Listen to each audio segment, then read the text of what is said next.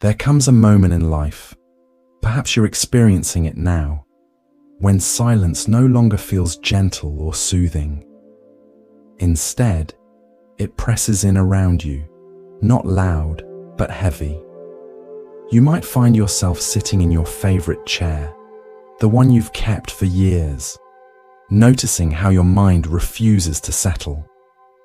Thoughts begin to drift in, little worries, old regrets, imagined futures, and before you even realize it, anxiety has taken a seat beside you, uninvited but persistent.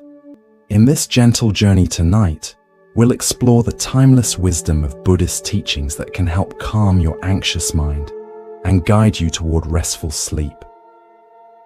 As you listen, allow yourself to simply be.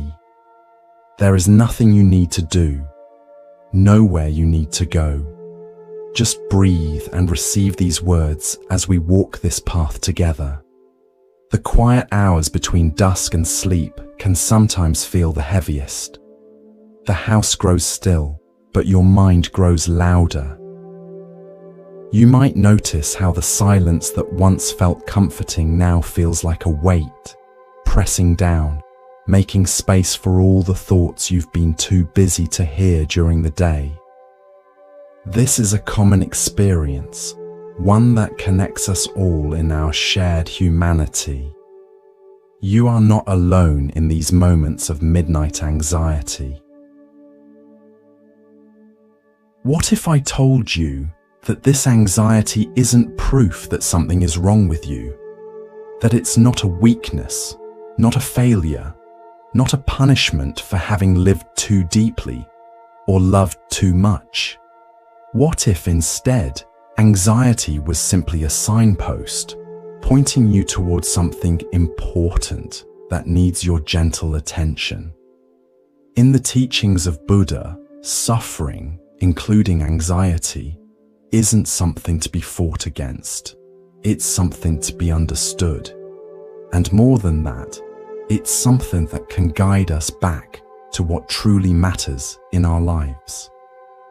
You see, many of us were taught to push anxiety away, to ignore it, suppress it, or cover it up with endless distractions. But Buddhist wisdom teaches something radically different. It teaches that our discomfort can be a doorway, that anxiety isn't our enemy, it's our teacher, arriving with a message we've perhaps ignored for too long.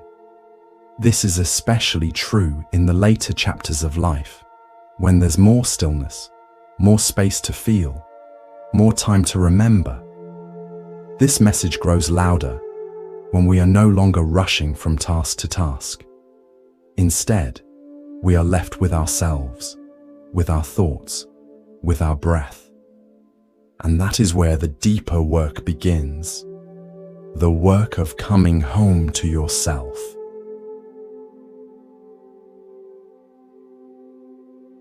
As you listen to these words, allow your body to soften. Feel the weight of your body supported by whatever you're resting on, perhaps a bed, a couch, or a comfortable chair.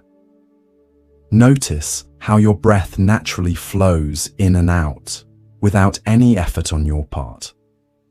This natural rhythm has been with you since your first moment in this world, and it will be with you until your last.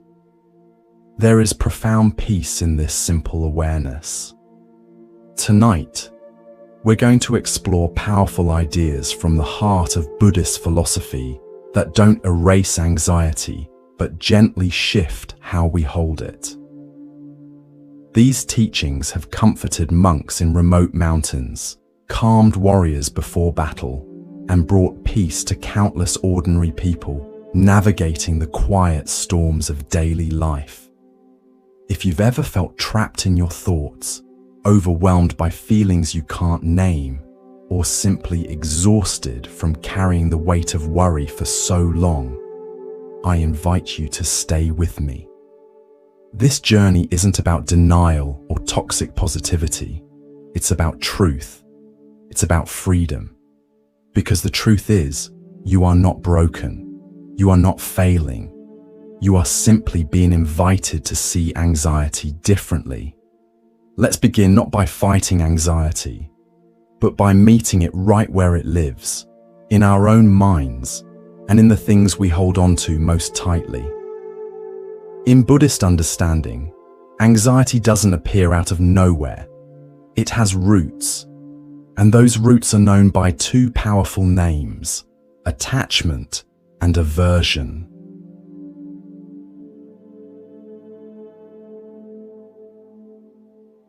Think of attachment as the grasping hand of the mind. It clings to the things we love, to comfort, to certainty, to the people we've built our lives around. And when life threatens to change, as it always does, that grasping becomes fear. It whispers, "Don't take this from me." We hold tightly to what brings us joy, to the familiar patterns that make us feel safe, to the relationships that give our lives meaning. And in that tight grip, anxiety is born. The fear of loss, the dread of change. On the other side is aversion, the part of us that pushes away what we don't want: pain, loss, illness, loneliness, even the natural process of aging. We reject these experiences. We resist them. We fight them, hoping that maybe, just maybe, if we push hard enough, they will leave us alone. We turn away from the difficult emotions, the uncomfortable sensations, the challenging truths of being human. And in that turning away, anxiety finds another home. The fear of what we cannot control, the exhaustion of constant resistance. But this clinging and resisting is exhausting. And more than that, they don't work. As the Buddha taught, whatever is subject to arising is subject to ceasing. In other words, everything changes. Your body changes. Your relationships shift. Even your emotions, those storms that seem to last forever, will rise and fall like waves on the ocean. Yet it's our refusal to accept this truth that gives rise to anxiety. Consider the nature of change in your own life. Think of the seasons, how winter yields to spring, how summer fades into autumn.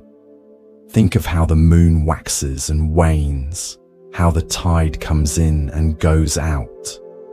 These natural rhythms don't cause suffering. It's only when we expect permanence in an impermanent world that we begin to suffer.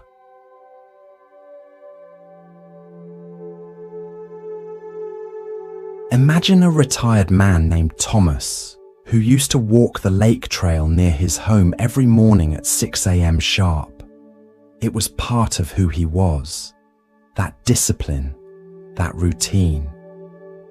The morning light reflecting off the water, the familiar faces of other early risers, the rhythm of his footsteps on the path.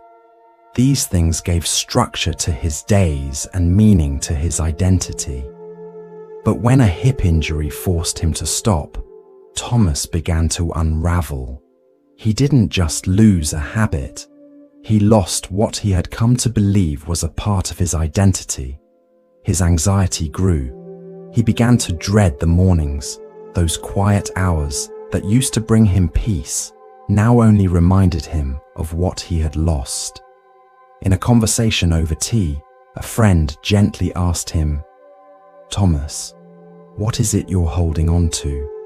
He paused, looked out the window and whispered, "The version of me that could still move freely." This is what the Buddha pointed to. Our suffering isn't born from change itself, but from our refusal to let go of how things used to be. When we cling to the past or reject the present, anxiety slips into the space between, and it begins to whisper, "You are losing control." But here's the liberating truth. We never had control to begin with. The lotus grows in muddy water, and yet it blooms in beauty. Likewise, our peace doesn't come from keeping everything the same. It comes from learning to open our hands, to stop grasping, to stop pushing, and simply allow life to be what it is. Think of your own hands for a moment. Perhaps they're resting in your lap or by your sides. Imagine them as they are when they're grasping something tightly. The fingers curled in, the muscles tense, the energy of holding on. Now imagine those same hands slowly opening, the fingers relaxing, the palms facing upward in a gesture of receiving. This is the physical embodiment of letting go, not abandoning what matters, but holding it lightly, with enough space for it to change, to move, to be what it needs to be.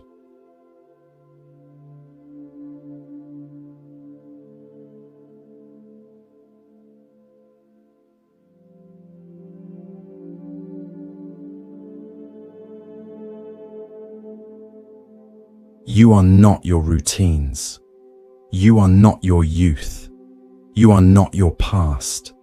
And when you begin to loosen your grip on expectations, on perfection, on the need to have it all figured out, you'll start to notice something incredible. Anxiety begins to loosen its grip on you too. As an ancient Buddhist text, the Dhammapada says, "From attachment springs grief, from attachment springs fear. But for one who is free from attachment, there is no grief and certainly no fear." What would happen if today, even just a little, you allowed yourself to unclench the fists of your mind? What if peace isn't found in getting things back to how they were, but in meeting this very moment with open arms? This doesn't mean you must let go of everything at once. Small steps toward acceptance can bring surprising relief. Perhaps it begins with acknowledging a simple truth. Things are changing and that's natural. Perhaps it's allowing yourself to feel sad about a loss without adding the extra layer of resistance. I shouldn't feel this way. Maybe it's simply pausing in a moment of stress to open your hands, literally and metaphorically, releasing what you cannot control. Remember that letting go is not the same as giving up. It's not about abandoning what matters to you. It's about holding your experiences, your expectations, and even your identity with a lighter touch. It's about creating space for life to flow through you rather than against you. And in that space, anxiety often finds less to feed on.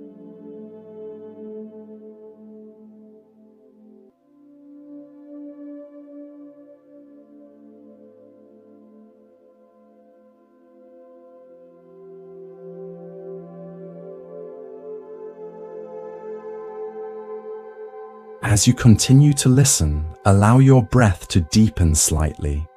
With each inhale, imagine drawing in calm, clear energy. With each exhale, release anything that doesn't serve you. Your body knows how to find balance. Your mind knows how to find peace. Sometimes we just need to get out of our own way and let this natural wisdom emerge. There's a moment in everyone's life. Maybe it comes in the still hours before dawn, or perhaps in the middle of a crowded afternoon, when a thought arrives uninvited and settles like a weight on the chest. It might whisper, "Something's wrong," or shout, "What if this never gets better?" And before we know it, we are no longer living in the present moment. We are living inside that thought. It becomes a world of its own, a world filled with shadows, tension, and fear. The mind is remarkable in its ability to create entire landscapes from a single thought. One worry about health can spiral into visions of hospitals and worst-case scenarios. One concern about a loved one can expand into elaborate stories of rejection or loss. One moment of insecurity can grow into a narrative of lifelong failure. These thought worlds feel incredibly real when we're caught in them. They have texture, emotion, seeming solidity. They can make our hearts race and our bodies tense as if the imagined danger were physically present. But the Buddha, in his quiet clarity, offered a thought so simple, so gently powerful, that it can begin to unravel anxiety at its root. That thought is this. This too is just a thought.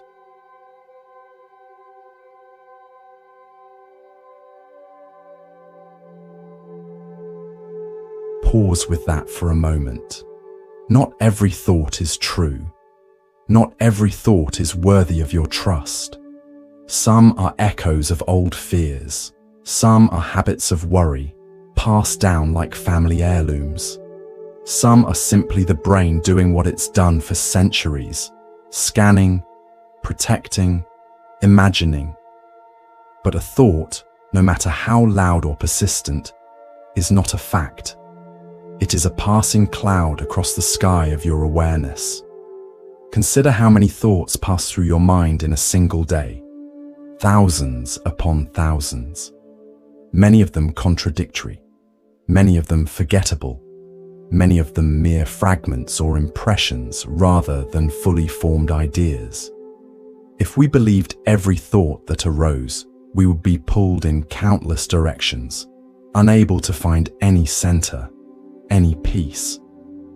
The Buddha recognized this nature of the mind, its restlessness, its tendency to proliferate, and offered a way to relate to it with greater wisdom and ease.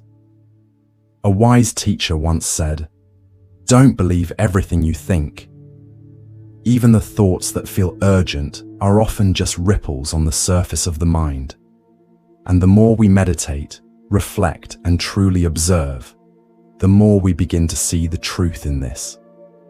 Anxiety, as overwhelming as it can feel, often begins with a single thought.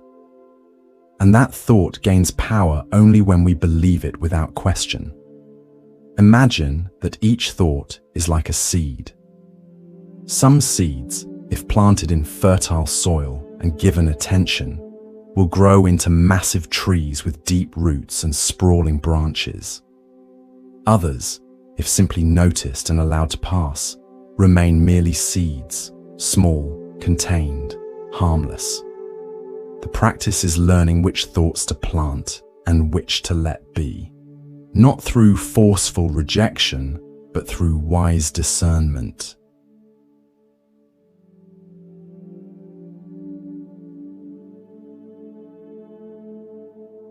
Consider the story of Marlene, 76 years old, widowed, and adjusting to a quieter life than she had known for decades. After her husband passed, she began experiencing a strange kind of fear. She would sit alone in her living room and suddenly worry, "What if I fall and no one's there? What if I forget to turn off the stove? What if I start losing my memory?" These weren't unrealistic fears. They were grounded in possibility, but they weren't happening. They were thoughts, and they arrived with a pounding heart, a tight chest, and a racing mind. In the silence of her home, these thoughts seemed to grow louder, more insistent. They would wake her at night, follow her through her morning routine, sit with her at meals. They became unwelcome companions, casting a shadow over moments that might otherwise have held peace or even joy. Marlene began to identify with these fears, thinking of herself as an anxious person now, as if anxiety had become a permanent part of who she was.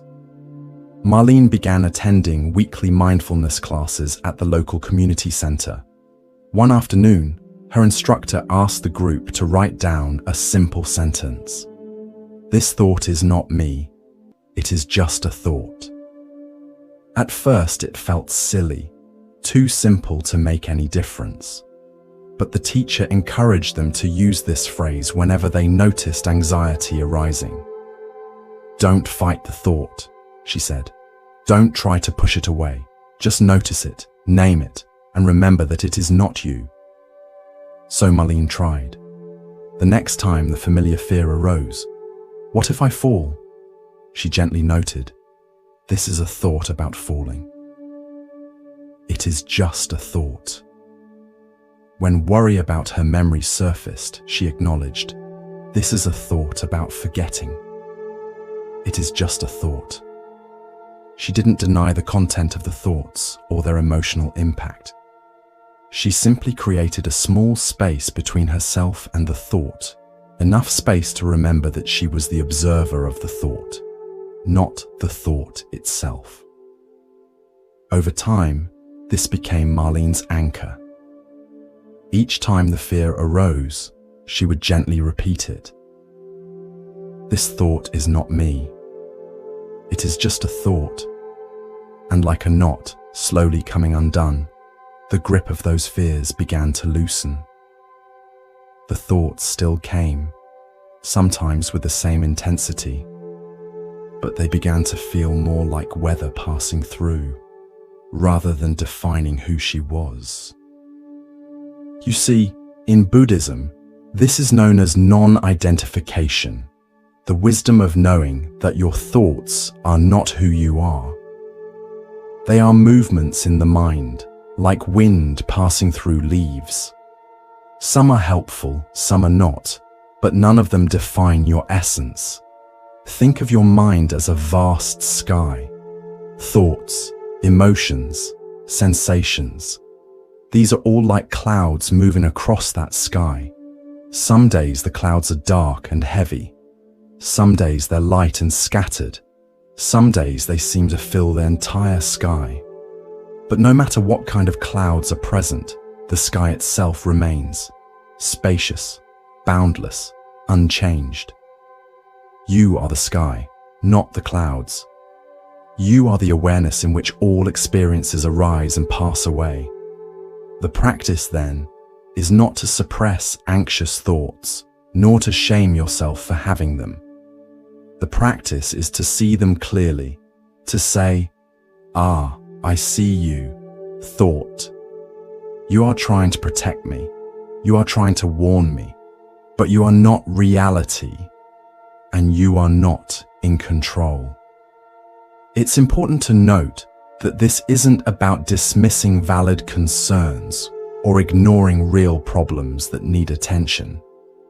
If there are practical steps you can take to address a worry, like installing safety measures if you're concerned about falling, or setting reminders if you're worried about forgetting something important, by all means, take those steps. The wisdom is in recognizing the difference between helpful problem solving and the endless cycle of anxiety that continues even after you've done what you reasonably can. It's a small shift from being inside the thought to standing beside it. But this shift is everything. As the great teacher Ajahn Chah once said, "If you let go a little, you'll have a little peace. If you let go a lot, you'll have a lot of peace. If you let go completely, you'll be free." When the next wave of anxiety rises, try meeting it with gentleness. Say to yourself, "This too is just a thought. No battle, no panic. Just a whisper of truth in the heart of the storm." You might be surprised at how such a simple recognition can begin to transform your relationship with anxiety. Remember that this practice takes time. Don't expect your mind to change its habits overnight. Just as it took time for anxiety to establish its patterns in your life, it will take time to create new pathways of peace and clarity. Be patient with yourself. Be gentle. Each moment of awareness is a victory. Each return to the present, a homecoming. And know that you're not alone in this practice. For thousands of years, people have sat with their difficult thoughts, have learned to observe them rather than become them, have found freedom not in the absence of challenging emotions, but in a new way of relating to them. You are part of this ancient tradition of inner exploration and healing, walking a path that countless others have walked before you.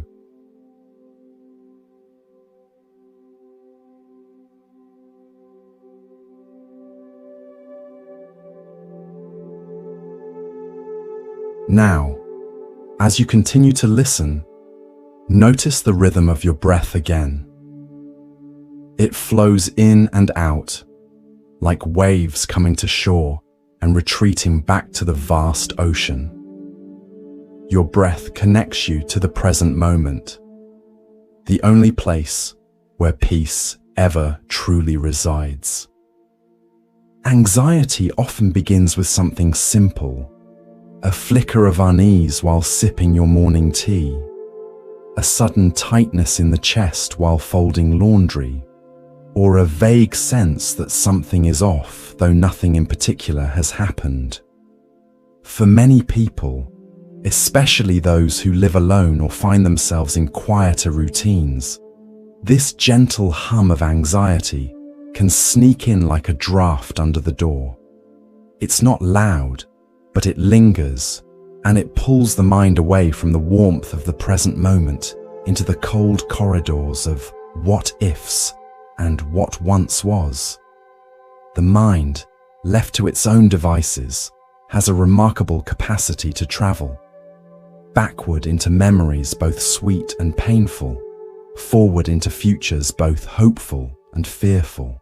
And while this ability to reflect and anticipate serves us in many ways, it can also disconnect us from the only moment we ever truly have.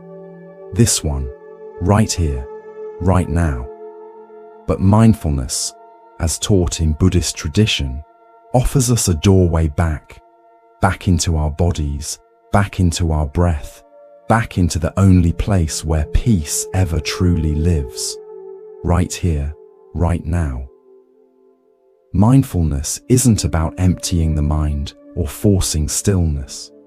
It's about becoming intimate with what is, noticing with loving attention the sensations in your body, the flow of your breath, the rise and fall of your thoughts. It's learning to be where your feet are, instead of being lost in yesterday's memories or tomorrow's fears.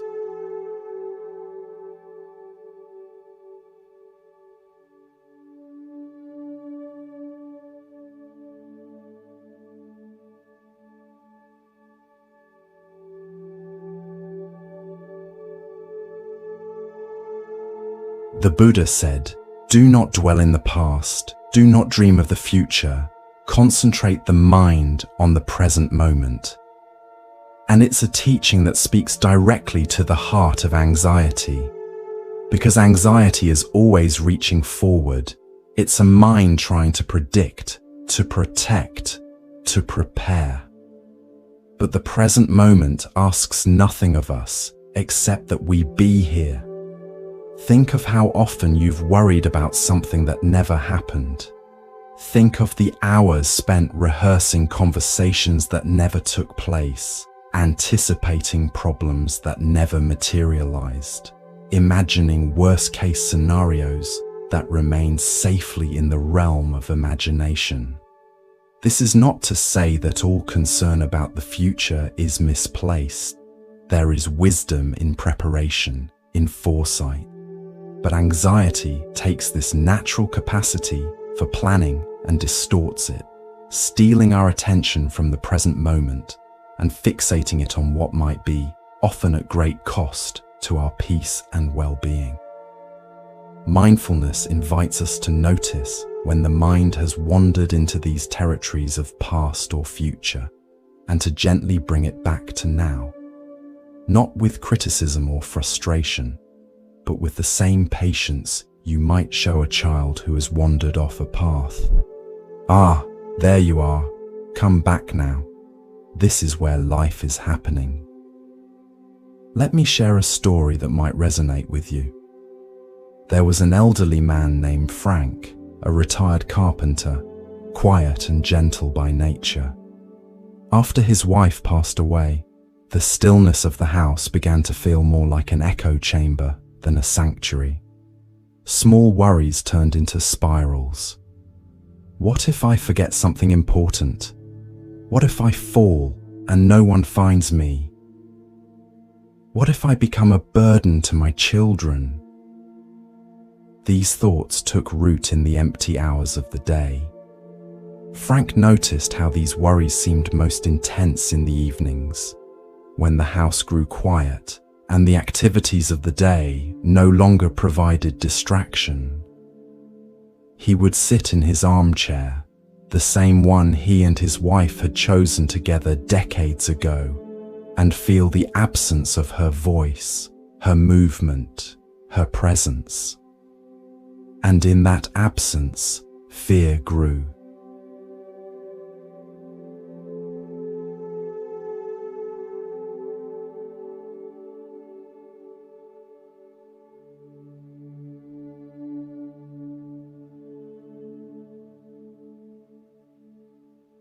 Frank's doctor recommended a local mindfulness meditation group. Though skeptical, Frank gave it a try. "I don't think sitting around thinking about nothing is going to help," he told his daughter. But he went anyway, if only to have somewhere to be on Tuesday evenings. On his first visit, the teacher asked them to simply sit, close their eyes, and follow the breath. Not to change it, not to force it, just to notice it. Frank felt awkward at first, unsure what he was supposed to be doing or feeling, but he followed the instructions, bringing his attention to the sensation of breath moving in and out of his body. Frank said later, "At first, all I noticed was how loud my thoughts were. They were shouting at me, one after another, like they were afraid I wouldn't hear them if they didn't yell. But eventually, I began to notice my breathing, and then the sound of birds outside the window, and then the warmth in my hands. That was the turning point, when I realized there was more to my experience than just my thoughts. Each breath became an anchor, each step a meditation, each moment an invitation to return." He began practicing 5 minutes a day, just sitting in his garden, hands resting on his knees, eyes soft, breath steady. He didn't try to clear his mind, he simply watched it, like watching clouds drift across the sky. And with time, the clouds grew lighter. "The worries still come," Frank told his daughter months later, "but now there's more space around them. They don't fill up the whole room anymore.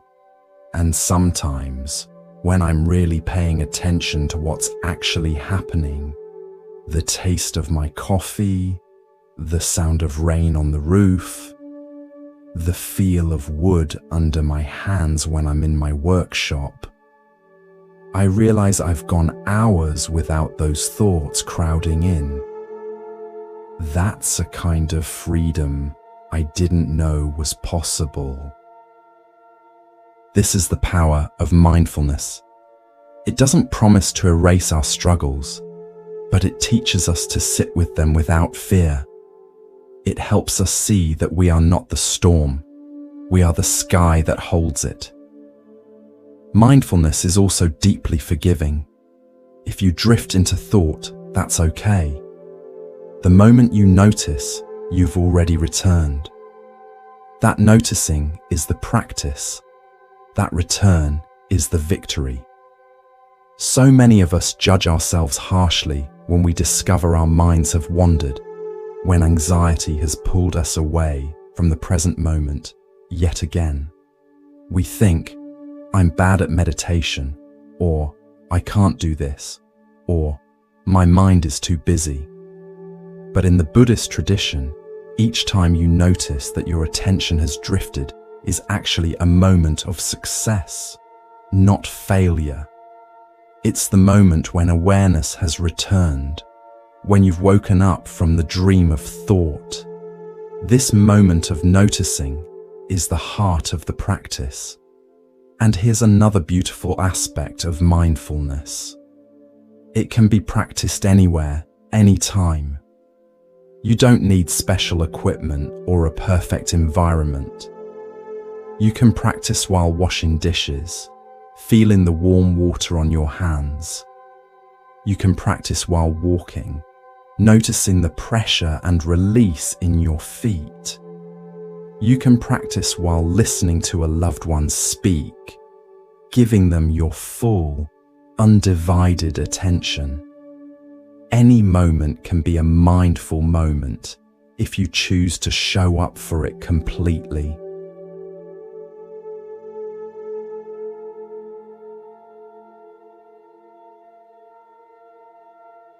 So if anxiety visits you in the quiet of your days, offer it no battle. Instead, offer your breath. Anchor yourself in what you can feel, your feet on the floor, the warmth of sunlight, the rhythm of your inhale and exhale. This is not denial. It's not escape. It's a sacred act of returning. The Zen master, Thich Nhat Hanh, reminds us, feelings come and go like clouds in a windy sky. Conscious breathing is my anchor. Try it now. Take a breath. Feel it travel through your nose. Feel your chest rise. And as you exhale, whisper to yourself, I am here, and here is enough. This simple practice, coming back to your breath, coming back to your body, coming back to this moment, is like laying down stepping stones across the turbulent river of anxiety. Each stone is a moment of presence, a moment of peace. And even if the water rushes all around, you have these stones to support your journey. Remember that mindfulness is not about achieving some perfect state of calm or eliminating all thoughts. It's about seeing clearly what is already here, including anxiety when it's present, and relating to it with awareness rather than automatic reaction. Sometimes simply acknowledging anxiety is here right now without adding judgment or resistance can begin to transform the experience. The anxiety might remain, but your relationship to it changes, and in that change lies freedom.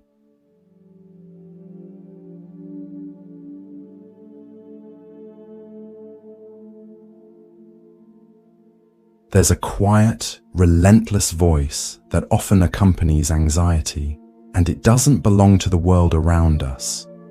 It belongs to ourselves. It's the inner critic, whispering, "Why are you like this? You should be stronger. You're such a burden." And over time, that voice wears down the spirit, not just with fear, but with shame. You may recognize this voice in your own experience. Perhaps it speaks to you late at night, when you're reviewing the day's events and finding all the ways you feel you've fallen short. Perhaps it accompanies physical symptoms of anxiety, adding a layer of self-judgment. Other people don't get this worked up. What's wrong with me? Perhaps it compares your inner experience to what you perceive in others. Everyone else seems to have it together. Why can't I?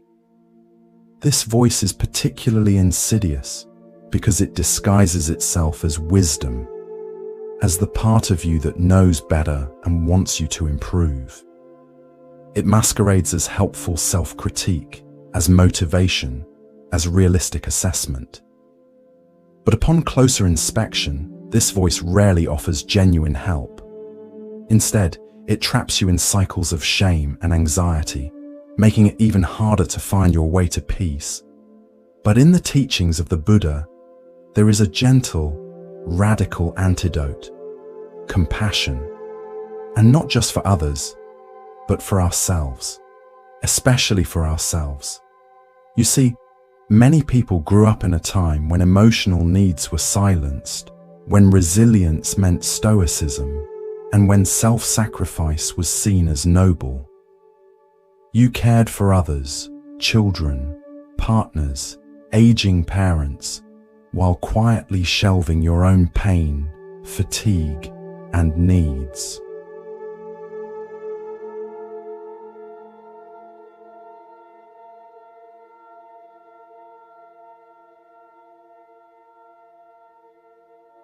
And perhaps now, when you finally have space to feel, everything you postponed rushes in: anxiety, guilt, grief, regret. But here's what Buddhist wisdom teaches us: that the path to peace is not paved with perfection, it's walked with tenderness. The Buddha said, "You, yourself, as much as anybody in the entire universe, deserve your love and affection." These words are not an indulgence. They are a lifeline.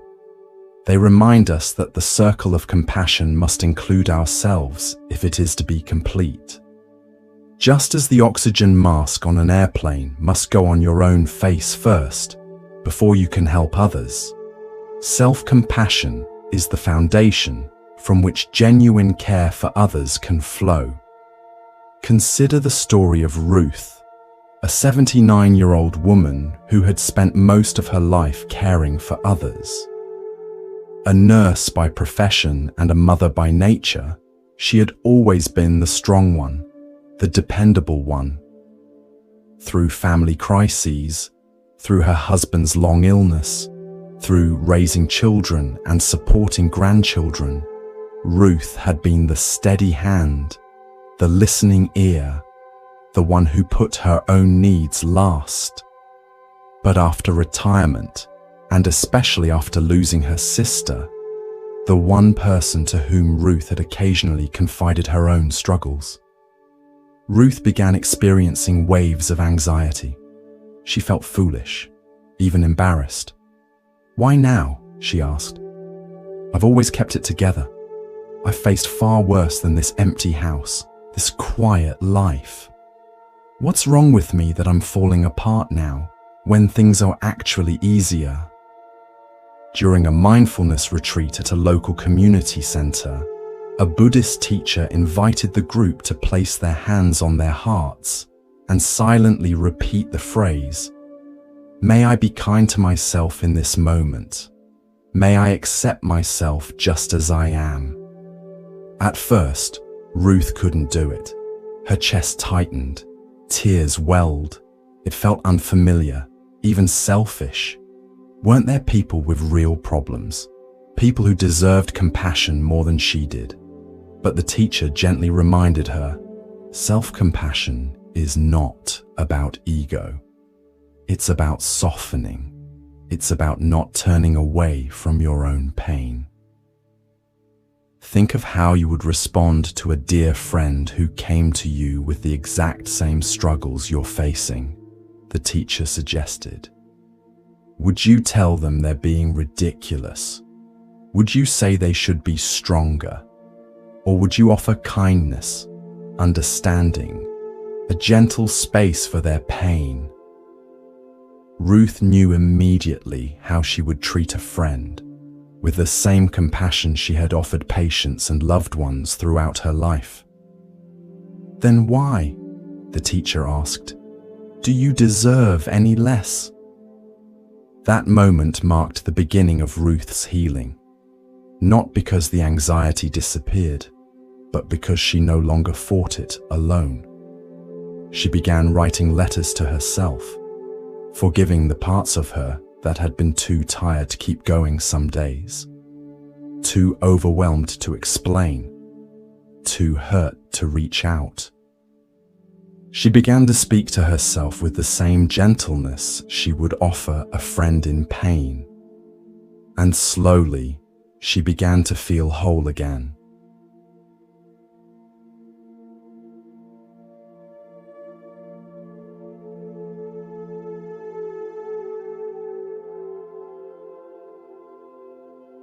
In Buddhist practice, compassion is seen as a medicine of the heart.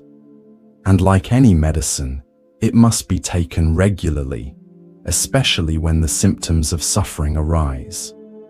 Here are a few gentle ways you can practice self-compassion in your daily life. Speak kindly to yourself, especially when you feel afraid or anxious. Replace "What's wrong with me?" with "This is hard and I'm doing the best I can."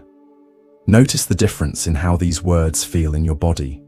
One closes down, creates tension. The other opens, creates space. Place your hand over your heart during anxious moments. It's a physical gesture of care, a reminder that you are not abandoned. Feel the warmth of your own touch, the steady beat of your heart beneath your palm. This simple action activates the body's caregiving system, releasing hormones that can help counter the stress response. Offer yourself the same grace you would offer a dear friend. If you wouldn't say it to them, don't say it to yourself. This guideline can be transformative, helping us recognize how differently we often treat ourselves compared to how we treat others we care about. The next time you notice harsh self-criticism, pause and ask, "Would I say this to someone I love?" Acknowledge your effort. You've survived so much. You're still learning. That matters. Even on days when it feels like you've accomplished little, when anxiety has consumed more energy than you'd like, recognize the courage it takes simply to keep going, to stay present, to continue seeking peace despite the challenges.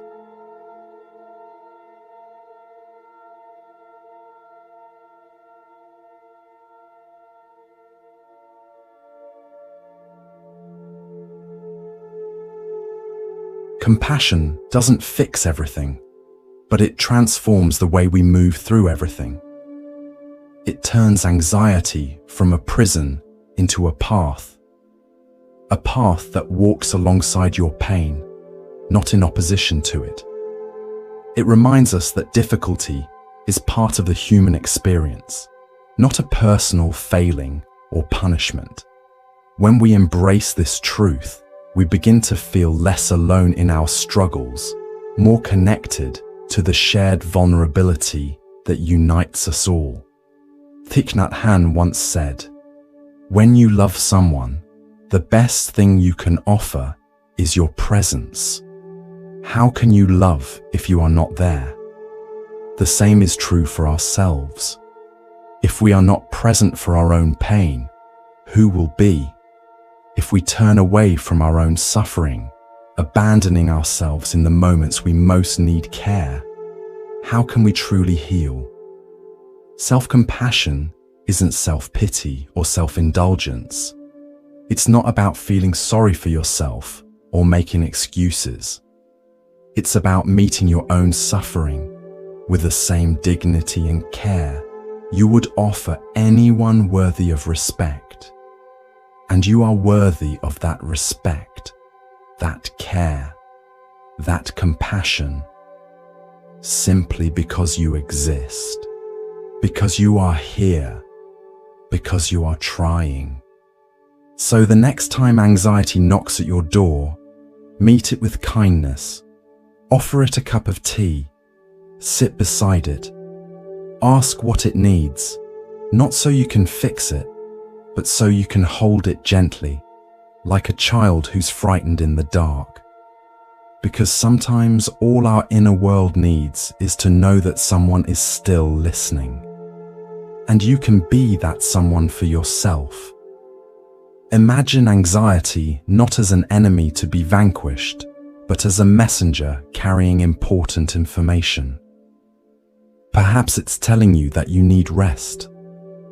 Perhaps it's highlighting a value that matters deeply to you. Perhaps it's revealing a wound that still needs gentle attention. When we meet anxiety with compassion rather than fear or shame, we create the conditions for real understanding, real healing. And remember, this practice of self-compassion is like any other skill. It grows stronger with use. It might feel awkward or even impossible at first, especially if you've spent a lifetime being hard on yourself. But with each small act of kindness toward yourself, you're creating new neural pathways, new habits of mind and heart. You're teaching yourself, moment by moment, that you deserve gentleness, that you are worthy of care, that your suffering matters and merits a compassionate response.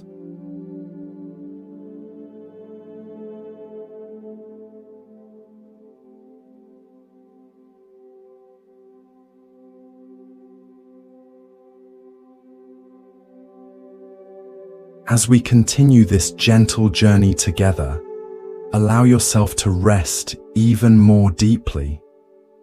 Feel the weight of your body surrendering to gravity. Notice how your breath has perhaps slowed, becoming even more peaceful and regular. There's nothing you need to do right now except receive these words and rest in this moment. There are moments in life, quiet, piercing moments, when anxiety wraps itself around us so tightly that we begin to believe it defines us. The rapid heartbeat, the spinning thoughts, the tight chest. They start to feel like who we are, rather than something we're experiencing. And in those moments, it's easy to whisper, "I am anxious," instead of seeing anxiety for what it really is. A passing cloud, not the sky itself. Perhaps you know this experience intimately. Perhaps you've lain awake at night, feeling the weight of worry pressing down, thinking, "This is just who I am now. This anxiety is me, and I am it." Perhaps you've begun to organize your life around these feelings, avoiding certain situations, preparing for the worst, living within the boundaries that fear has drawn. Perhaps you've even begun to introduce yourself to others through the lens of this experience. I'm just an anxious person. But over 2,500 years ago, the Buddha offered a profound teaching that can unhook us from this suffering. A thought so simple, yet so powerful. It can dissolve the grip of anxiety like sunlight dissolving fog. This is not mine. This is not me. This is not who I am. This phrase is not meant as denial. It's meant as liberation. It doesn't push anxiety away with resistance. It gently releases the false belief that you are your suffering. In the Buddhist text, Anatta Lakkhana Sutta, the Buddha teaches about non-self, the idea that we are not the thoughts, feelings, or sensations that move through us. Just as the sky is not the storm, we are not our anxiety. This teaching challenges one of our deepest assumptions, that there is a solid, unchanging self at the center of our experience, a me that remains constant through all of life's changes. We tend to build our identity around certain qualities we believe define us. I am quiet, I am hardworking, I am anxious. But the Buddha invites us to look more closely at this sense of self and ask, is it really so solid? Is it really so unchanging? When we examine our experience with mindful awareness, we begin to see that what we call self is actually a flowing river of sensations, perceptions, thoughts, and consciousness, all constantly changing, arising, and passing away. Nothing within this flow can be grasped as a permanent, separate self. And in this realization lies tremendous freedom, for if there is no solid self to protect, defend, or improve, then anxiety loses much of its fuel. When we cling to fear, thinking it is part of our identity, it gains power. But when we say, "This is not me," we remember our true nature, vast, peaceful, unbound. We create space between our awareness and the temporary experiences moving through it, like making room between the banks of a river and the water flowing between them. The river still flows, but we're no longer swept away by every current.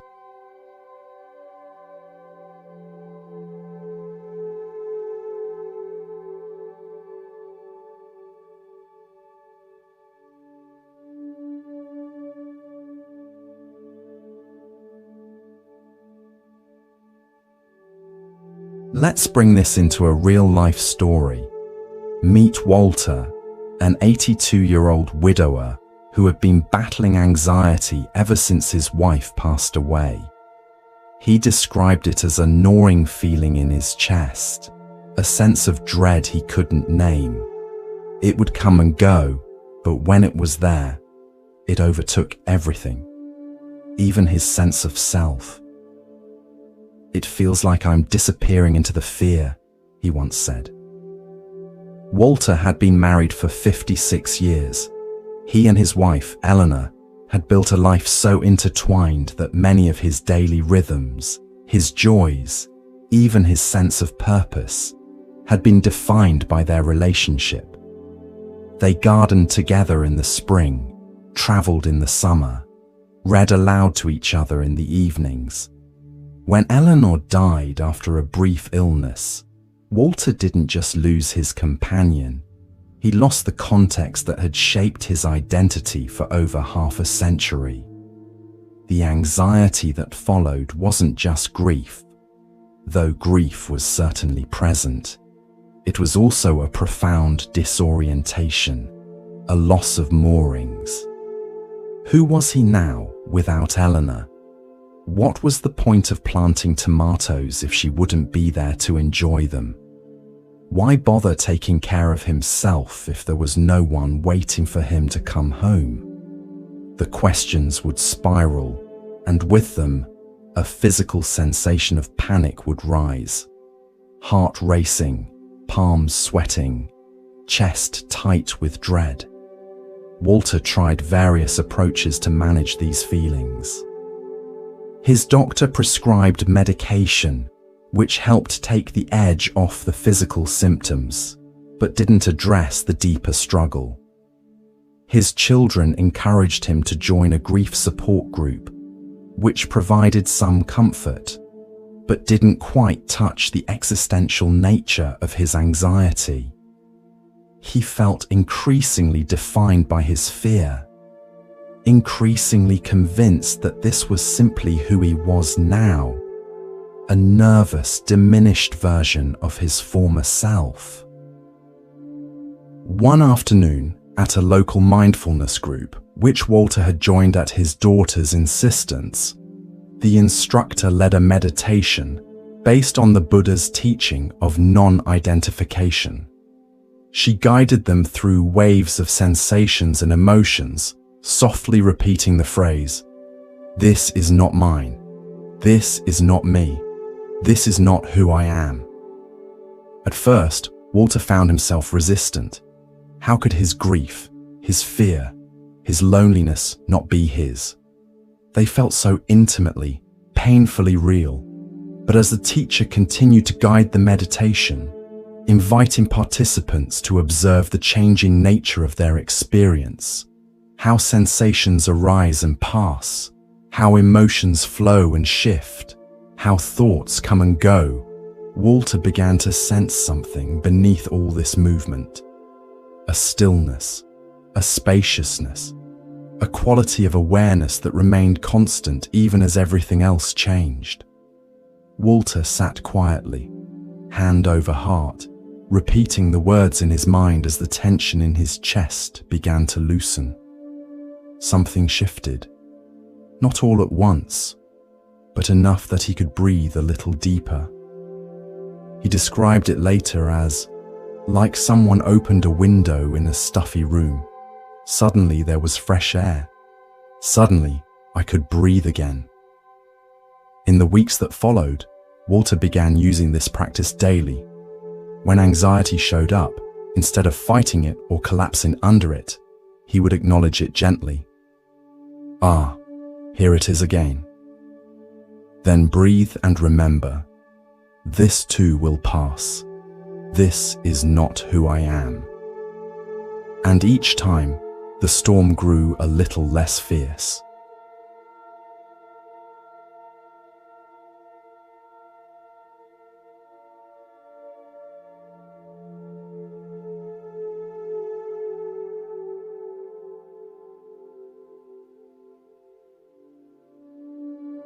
The beauty of this teaching is that it doesn't promise the disappearance of anxiety. It offers freedom within it.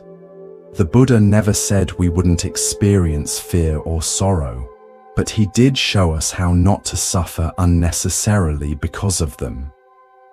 There's an important distinction here between pain and suffering. Pain is the initial experience, the loss, the fear, the discomfort. Suffering is what we add to that experience through resistance, aversion, and identification. When we believe we are our anxiety, we suffer.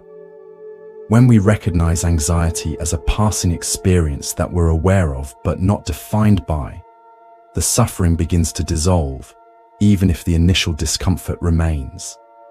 Let's break the phrase down. This is not mine. This means we don't own the emotion. It's not our possession. It's not something we have to protect or defend. It's just something arising, like a wave on the ocean. Just as we don't claim ownership of the sunset or the sound of rainfall, we can learn to witness anxiety without claiming it as mine.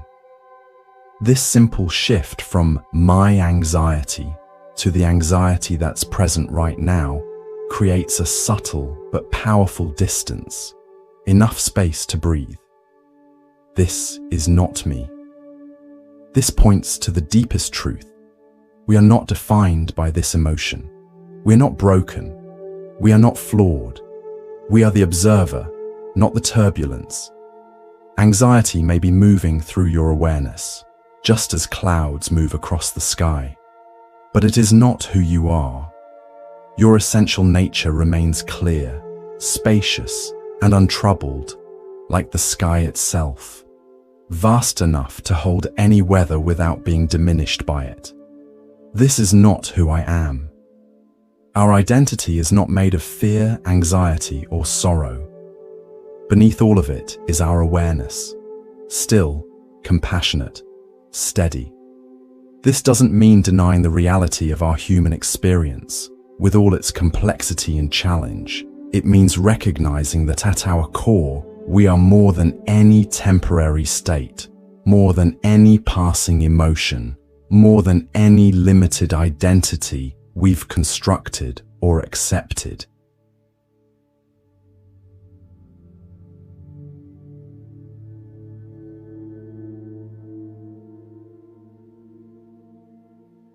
If you try this the next time anxiety visits, simply pause and say, "This is not mine.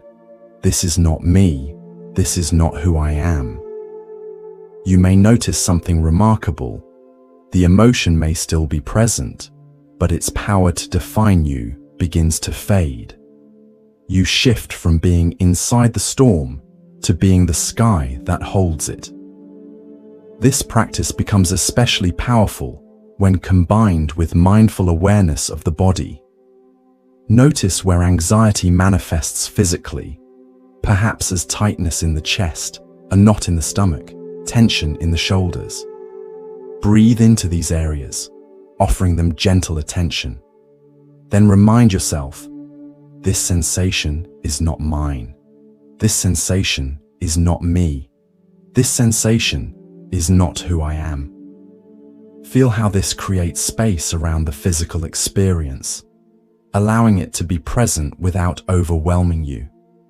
Similarly, when anxious thoughts arise, worries about the future, ruminations about the past, critical self-judgments, observe them with the same gentle awareness. Note their content without getting caught in their story. Then remember, this thought is not mine, this thought is not me, this thought is not who I am. Watch how the thought begins to lose its sense of solidity and urgency, becoming just one of many passing mental events rather than an urgent truth demanding your belief. Thich Nhat Hanh once said, "Feelings come and go like clouds in a windy sky. Conscious breathing is my anchor." And so it is with this thought. It becomes a lighthouse in the fog, a compass when you're lost in your mind.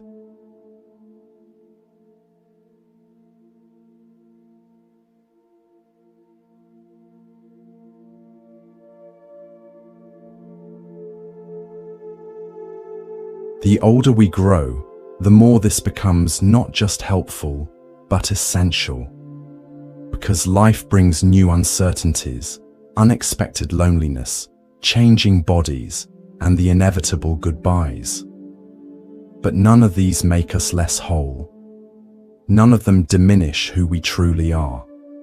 Think of the many changes you've moved through in your lifetime. The child you once were, the young adult finding your way, the middle-aged person navigating responsibilities, the elder you are now. All these versions of yourself have come and gone, yet something essential has remained. Something has witnessed all these changes without itself changing. This witnessing presence, this awareness, is what Buddhist practice points to as your true nature. Not the changing forms of your life, but the consciousness that has known them all. The thought, "This is not mine, this is not me, this is not who I am," isn't just for moments of panic. It's a mantra for liberation, for reclaiming your space, for remembering your essence, peaceful, aware, eternal. Because in truth, you were never your anxiety. You are the calm that remains when the wave recedes. You are the sky that holds every passing cloud. You are still here, as you have always been, beneath all the movement of life. It's one thing to hear a teaching that stirs the heart, that feels true, like a breeze through an open window after a long, stuffy silence. But it's another thing entirely to carry that teaching into daily life, where the dishes pile up, the phone rings, the aches remind you of time's quiet hand, and the heart, oh, the heart, still trembles sometimes. This is where the real work begins, and it is also where the greatest peace can be found. The Buddha was never interested in lofty ideas for their own sake. His wisdom was always meant to be lived, in the marketplace, in the home, on the path through the forest, in the very midst of ordinary human life, with all its complexity and challenge. And so this phrase, "This is not mine, this is not me, this is not who I am," is not just something to remember when meditating or reading spiritual texts.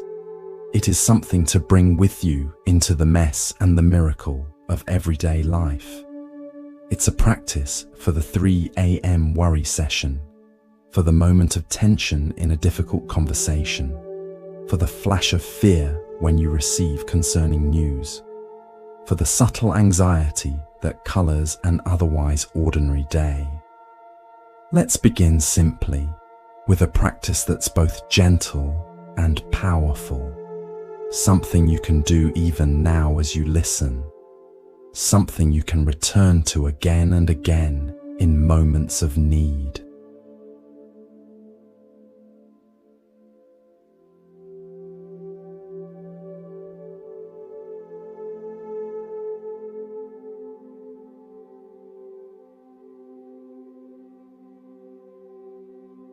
Find a moment to pause. Sit quietly, or if you're standing, let your feet rest fully on the floor. Let your body be just as it is. No need to force anything. Breathe in slowly and then breathe out, just as slowly. Allow your breath to be like a soft hand on your back, grounding, reassuring. Now, call to mind something that's been causing you anxiety. It could be a small worry that lingers like background noise, or something larger, a decision, a regret, a conversation that still echoes inside you. Don't judge it. Just gently hold it in your awareness, like placing a stone in the palm of your hand. As you sit with this feeling, begin to softly say, out loud or in your heart, "This is not mine." Pause. Let that land. Feel how these words begin to loosen the sense of ownership, the tight grip of my problem, my fear, my flaw. This is not me. Pause again. Feel the distance opening between you and the emotion. Not a cold distance of disconnection, but the warm space of perspective. You are the one who's aware of the anxiety, not the anxiety itself. This is not who I am, and breathe. With each repetition, feel the grip loosen. Maybe just a little at first, maybe more. You are not denying the feeling. You are witnessing it without claiming it, without becoming it. Now, imagine your breath is a current of air moving through an open house. It moves through the room of your worry, gently airing it out, not pushing anything away, just making space. The walls of a house are still standing. That house is you, steady, grounded, whole. The anxious thought is just a guest. It might stay for a while, but it doesn't live there, and it doesn't own the keys. This is the power of the practice, simple but profound, gentle but transformative. And here's the beautiful thing. You don't need to be on a meditation cushion or in a retreat center to awaken peace.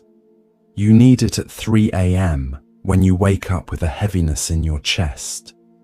You need it when your grown child hasn't called in weeks and you start to wonder if you did something wrong. You need it when the ache in your joints reminds you that time is passing and that not everything is in your control. In these moments, don't reach for perfection. Reach for presence. Breathe in. Say gently, "This is not mine." Breathe out.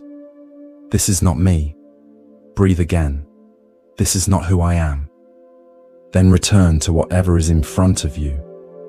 Washing the cup, folding the blanket, petting the dog, listening to the sound of the wind through the trees outside your window.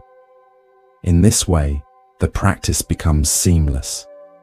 Not a separate act, but a way of walking through your life. It becomes a thread of clarity woven into the fabric of your days, a quiet remembrance that returns whenever you need it. You are not your anxiety. You are the awareness in which anxiety appears and dissolves, like morning fog in sunlight.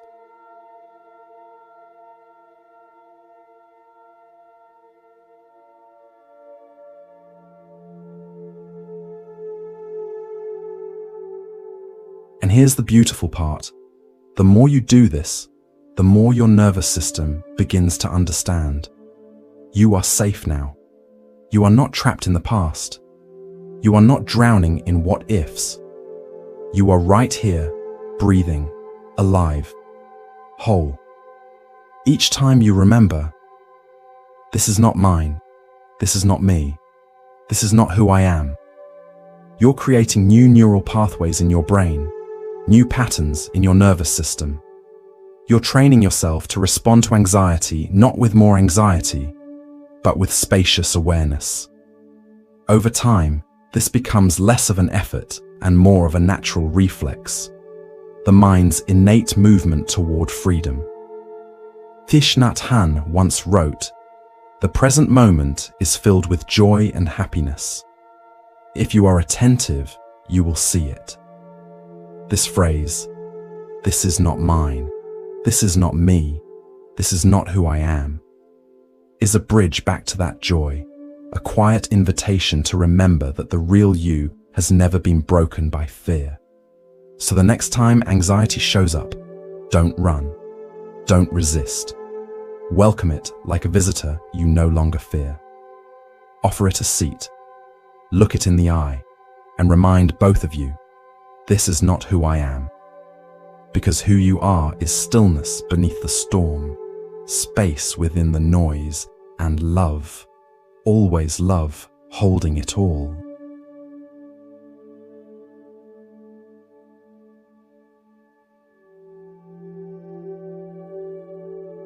Now let's turn our attention to another powerful teaching from the Buddhist tradition, one that complements and deepens our understanding of non-identification.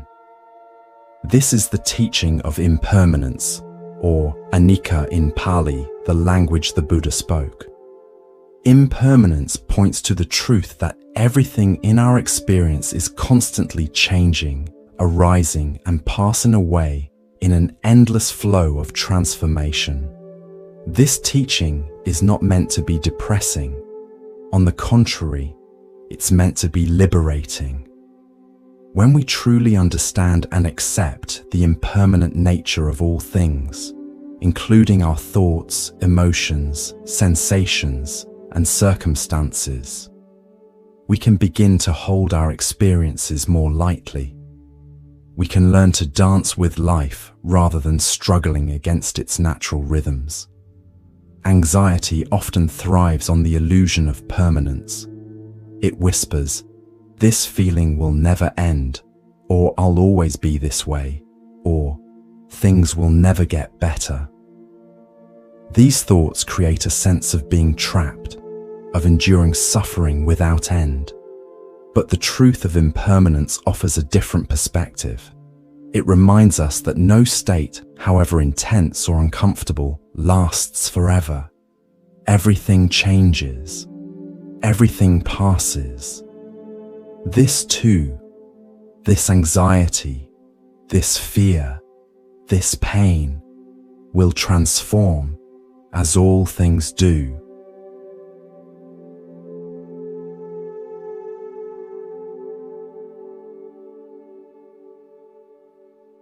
Consider the natural world and its endless cycles of change.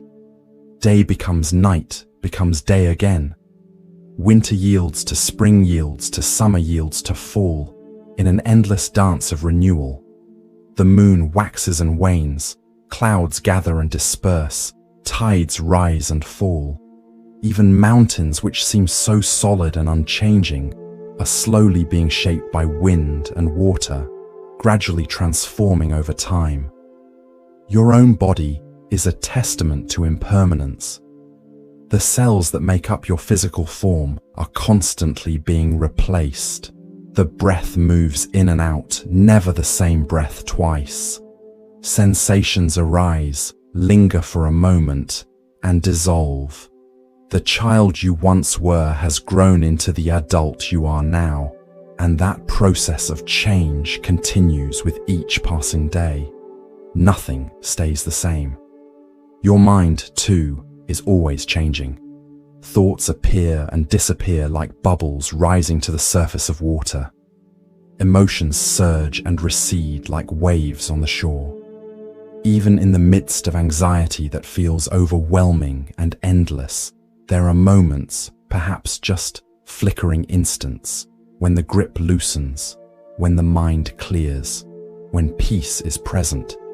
These moments are evidence of impermanence at work. The Buddha taught, whatever is subject to arising is subject to ceasing. This simple statement points to a profound truth. Everything that begins must end. Everything that is born must die. Every experience that arises in our awareness must also pass away. This is not a reason for despair, but a reason for hope. It means that difficult states aren't permanent. It means that suffering doesn't last forever. It means that change, the very thing anxiety often fears, is actually our greatest ally.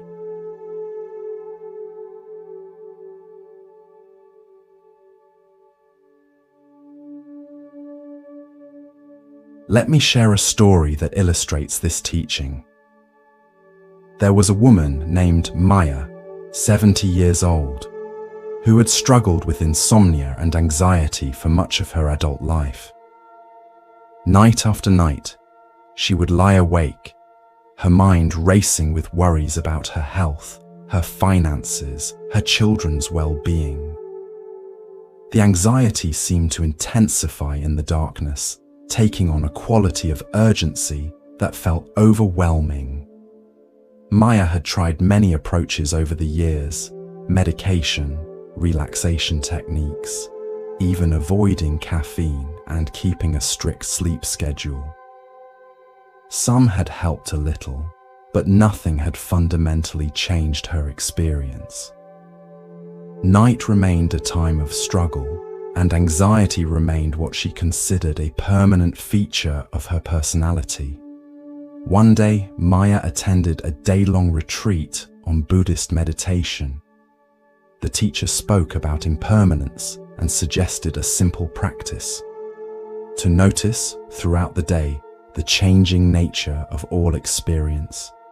Just watch, the teacher said, how nothing stays the same for long. Sounds come and go, thoughts appear and dissolve, sensations shift and transform. Even strong emotions, if we observe them closely, are in constant flux. Maya decided to try this practice during her next bout of nighttime anxiety. Instead of fighting against the feeling or trying to make it go away, she would simply observe it with curious attention. That night, as she lay awake with the familiar tightness in her chest and racing thoughts, she began to watch her experience moment by moment. She noticed something surprising. The anxiety wasn't a solid, unchanging block of feeling. It pulsed and shifted. Sometimes it intensified, sometimes it eased. Sometimes her thoughts were rapid and frantic. Sometimes they slowed and grew more spacious. Sometimes her chest felt tight.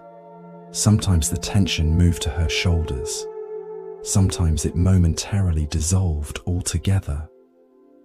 As she continued to observe with this gentle attention, Maya began to sense something she had never noticed before. The small gaps between moments of anxiety, the brief spaces where, for just an instant, her system was at rest. These gaps had always been there, but she had been too caught up in the anxiety itself to perceive them. With practice, Maya began to rest her attention more and more in these gaps, not trying to escape the anxiety, but simply noticing the natural breaks in its flow. And gradually, something shifted. The anxiety still came, but it no longer seemed like a solid, permanent state. It became more like weather passing through, sometimes stormy, sometimes calm, but always changing. "I still have anxious nights," Maya told the teacher months later, "but they don't own me anymore. I know they'll pass, just like everything passes." And somehow, that knowledge itself brings peace.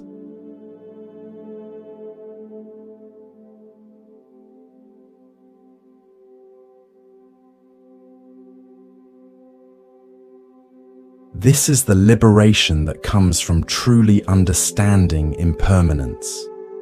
When we recognize that anxiety, like all states, is subject to change, we can begin to hold it differently.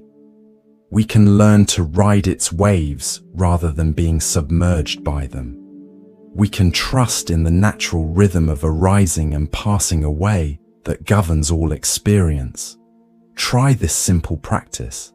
The next time anxiety arises, Rather than immediately trying to make it go away, observe it with gentle curiosity. Notice how it changes from moment to moment. Is it getting stronger or weaker? Is it moving in your body? Are there brief instants when it's not there at all? Just as you might watch clouds moving across the sky, watch the shifting nature of the anxiety itself. As you practice this way, you may begin to discover what Maya discovered, that anxiety is not a solid, permanent state, but a flowing process, constantly changing. And with this discovery comes a profound sense of freedom. If anxiety isn't permanent, you don't need to fear being trapped in it forever. If it's naturally changing all the time, you don't need to struggle so hard to change it. You can begin to trust the process of change itself, the natural wisdom of impermanence. The Buddha expressed this understanding in a simple verse. All conditioned things are impermanent. When one sees this with wisdom, then one becomes disenchanted with suffering. This is the path to purification. To become disenchanted with suffering doesn't mean to become callous or indifferent. It means to see through the spell of believing that suffering is solid and permanent. It means to recognize that even our most difficult experiences are part of a flowing, changing process. And in that recognition, to find a measure of freedom.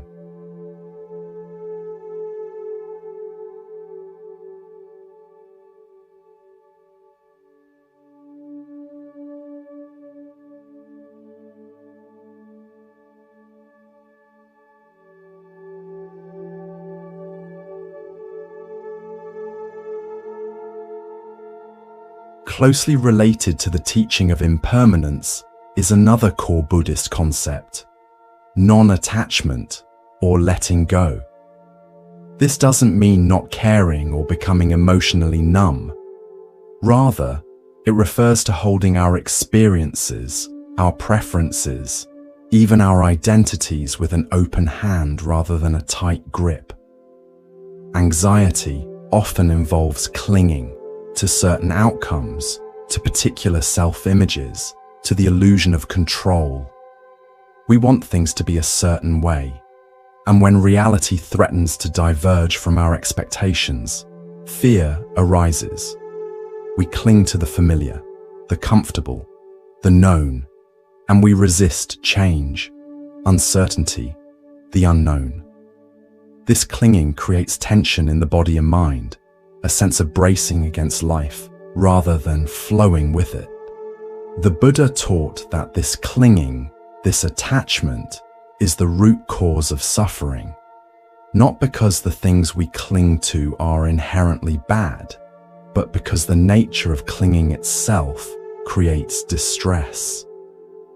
When we hold on too tightly to anything, a relationship, a job, a home, a self-image, a routine, we set ourselves up for suffering because everything is subject to change. The tighter we hold, the more painful it is when change inevitably comes.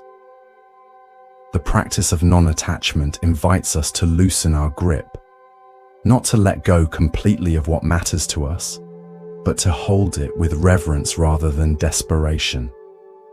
To love without clinging, to care without controlling, to live fully without demanding guarantees.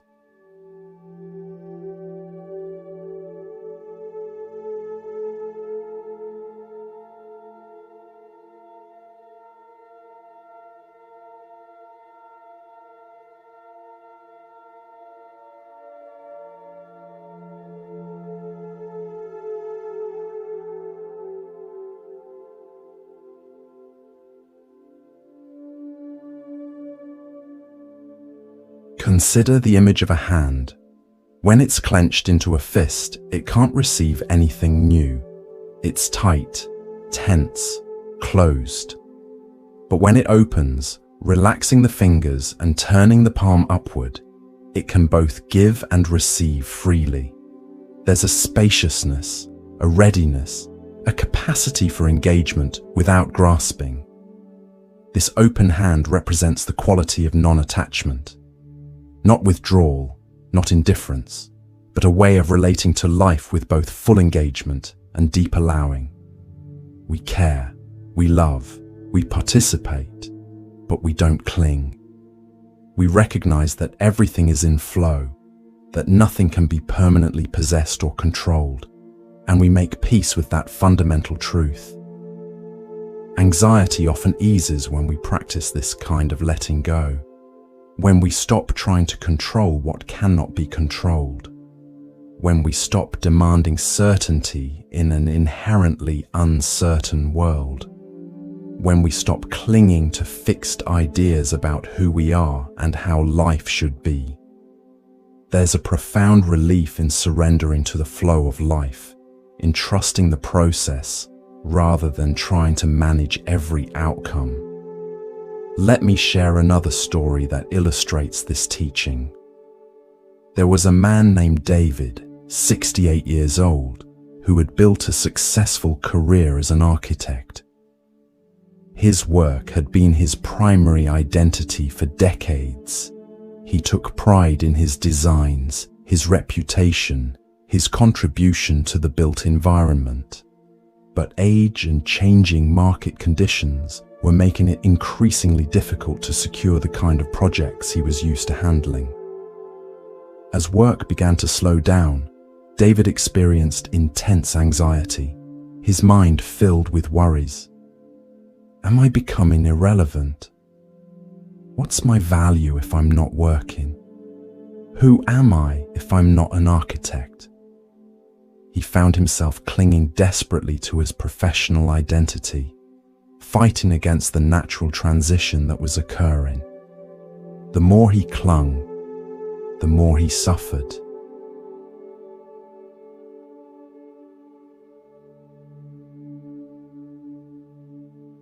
One day, David happened to visit a botanical garden near his home. As he walked among the plants, he noticed an elderly gardener carefully pruning a rose bush. The man was removing not just dead growth, but also some healthy branches and even some buds that hadn't yet flowered. Curious, David asked him why. For the plant to thrive, the gardener explained, it needs to let go of some things, even good things. If it tries to keep every branch, every bud, it spreads its energy too thin. By letting go of some, it allows others to flourish. There's wisdom in this releasing. Something in the gardener's words resonated deeply with David. He began to wonder if his clinging to his full-time professional identity was preventing other aspects of his life from flowering. What might emerge if he loosened his grip on who he thought he needed to be? Over the following months, David began a practice of conscious letting go, not abandoning his work entirely, but releasing his attachment to it as his sole source of identity and worth. He began to explore other interests, photography, volunteering at a community design center, spending more time with his grandchildren. As he allowed himself to let go of who he had been, he began to discover who he might become.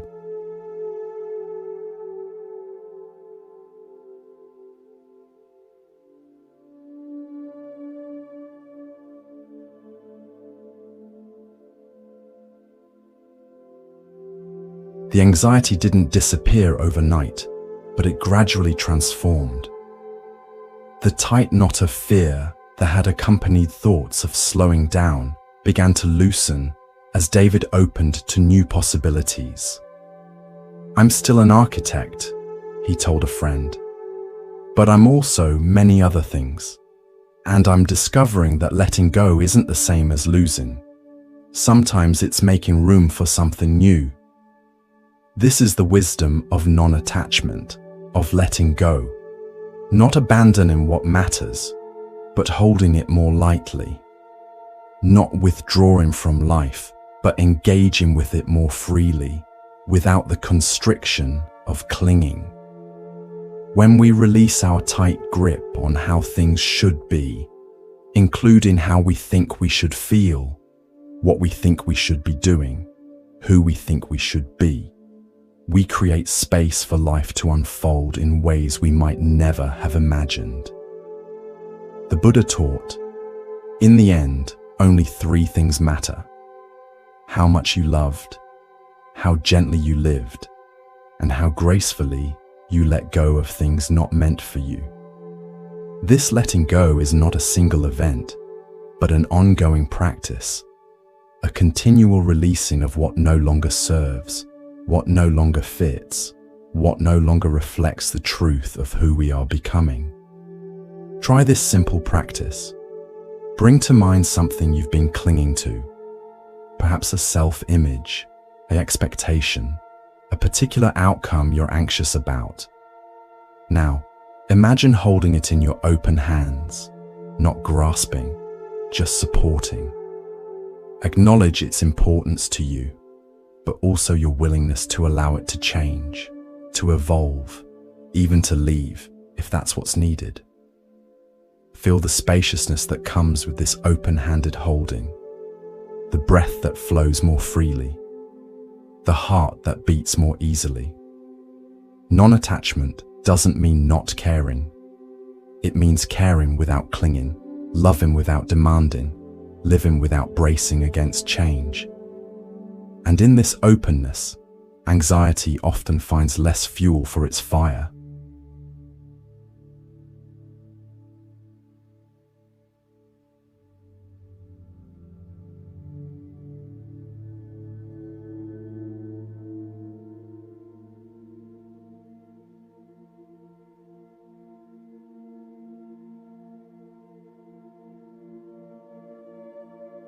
Another powerful teaching from the Buddhist tradition that can help transform anxiety is known as the middle way. This refers to finding balance between extremes, walking a path that avoids both indulgence and denial, both grasping and rejection. It's a way of living that's neither too tight nor too loose, neither rigid nor chaotic. Anxiety often pulls us toward extremes. We might swing between obsessive worry and complete avoidance, between overthinking every detail and numbing out entirely, between rigid control and total surrender. The middle way offers a balanced alternative, a path of moderation, of skillful engagement that neither clings nor rejects. The Buddha discovered this middle way through his own experience. After years of ascetic practice, denying his body food and comfort in pursuit of spiritual awakening, he realized that such extreme self-denial was not the path to liberation, but he also knew that the opposite extreme, indulging every desire, avoiding all discomfort, was equally unhelpful. The middle way emerged as a path of balance, taking care of the body's needs without becoming enslaved to its wants, acknowledging emotions without being controlled by them, engaging with life's challenges without being overwhelmed by them.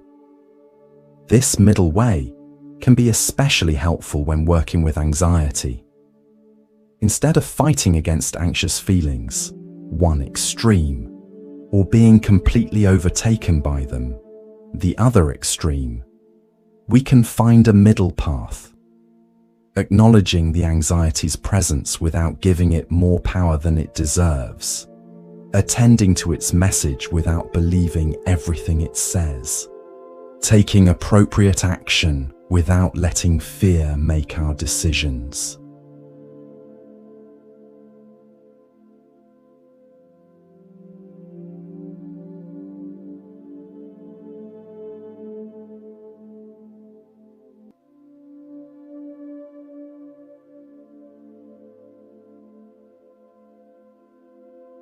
Consider how this might look in daily life. When anxiety arises, instead of immediately trying to make it go away, resistance, or falling into a spiral of panic, indulgence, you might take a middle path.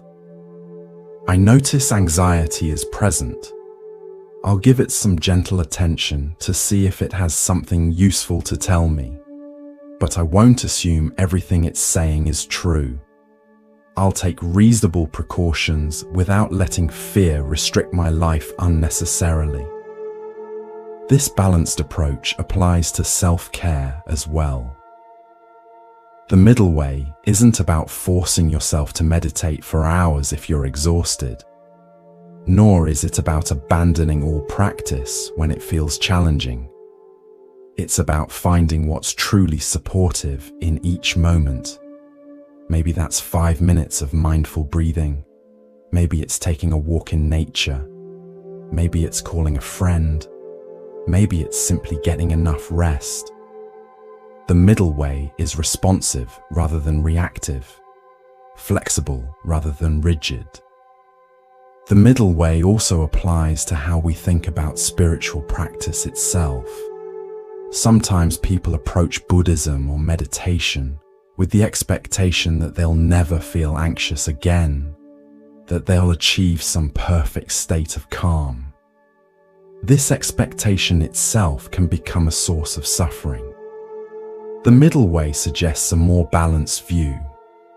Practice isn't about never feeling anxiety. It's about relating to anxiety differently when it arises. It's not about reaching some perfect state. It's about meeting each moment with greater awareness and compassion.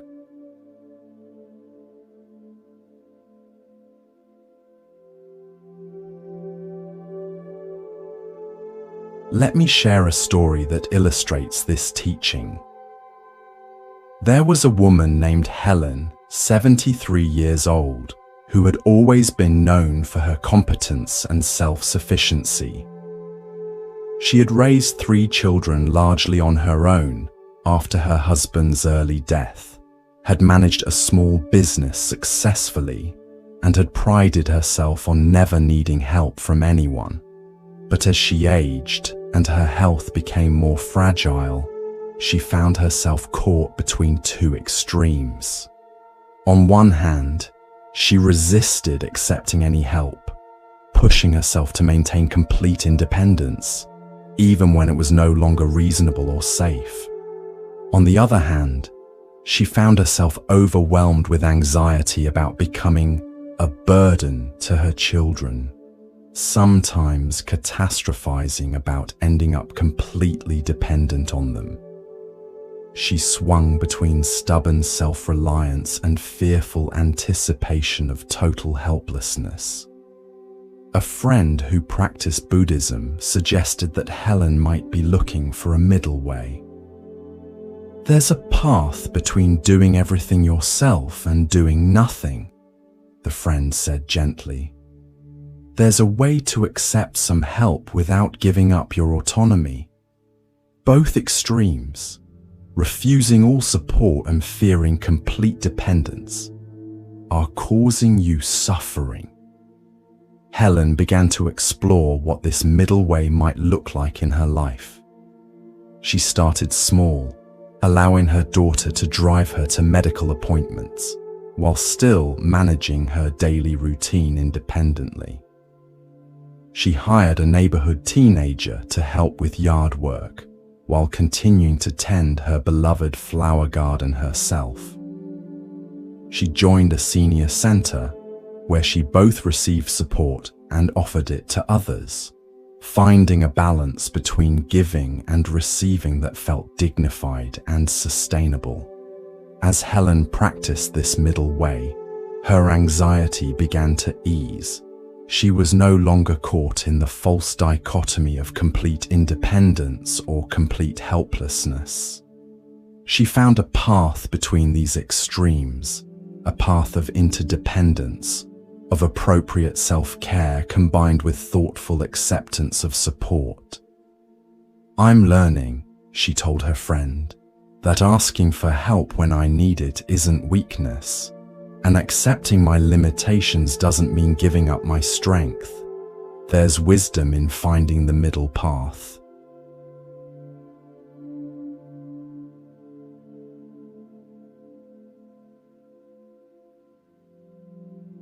This is the promise of the middle way, not perfection, but balance. Not the absence of challenges, but a more skillful way of meeting them. Not a life without anxiety, but a relationship with anxiety that doesn't swing between denial and overwhelm. The middle way offers a path of wisdom that acknowledges reality while not being defined by it, that takes appropriate action without being driven by fear. The Buddha described this middle way as avoiding two extremes: sensual indulgence, which is low, common, worldly, ignoble, and not beneficial, and self-mortification, which is painful, ignoble, and not beneficial. Instead, he taught a middle way that gives rise to vision, that gives rise to knowledge, that leads to peace, to direct knowledge, to enlightenment. In your own relationship with anxiety, consider how you might find this middle way. Where are you perhaps too rigid, too controlling, too resistant to what is? Where might you be too passive, too overwhelmed, too identified with fear? The middle way invites balance, neither fighting against anxiety nor surrendering to it, but meeting it with clear awareness and compassionate response. This balance isn't static. It's a dynamic equilibrium that shifts with changing conditions, like a skilled sailor adjusting the sails in response to the wind. Sometimes the middle way means taking decisive action. Sometimes it means patient observation. Sometimes it means reaching out for support. Sometimes it means drawing on your inner resources. The wisdom lies in discerning what's needed in each unique moment, rather than applying a rigid formula.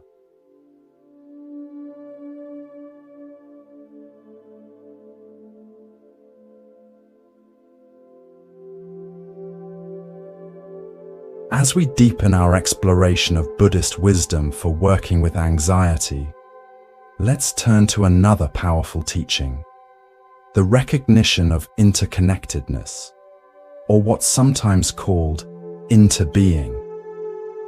This teaching points to the profound truth that nothing exists in isolation. Everything is connected to everything else, arising together in a vast web of mutual dependence. Anxiety often thrives on a sense of isolation.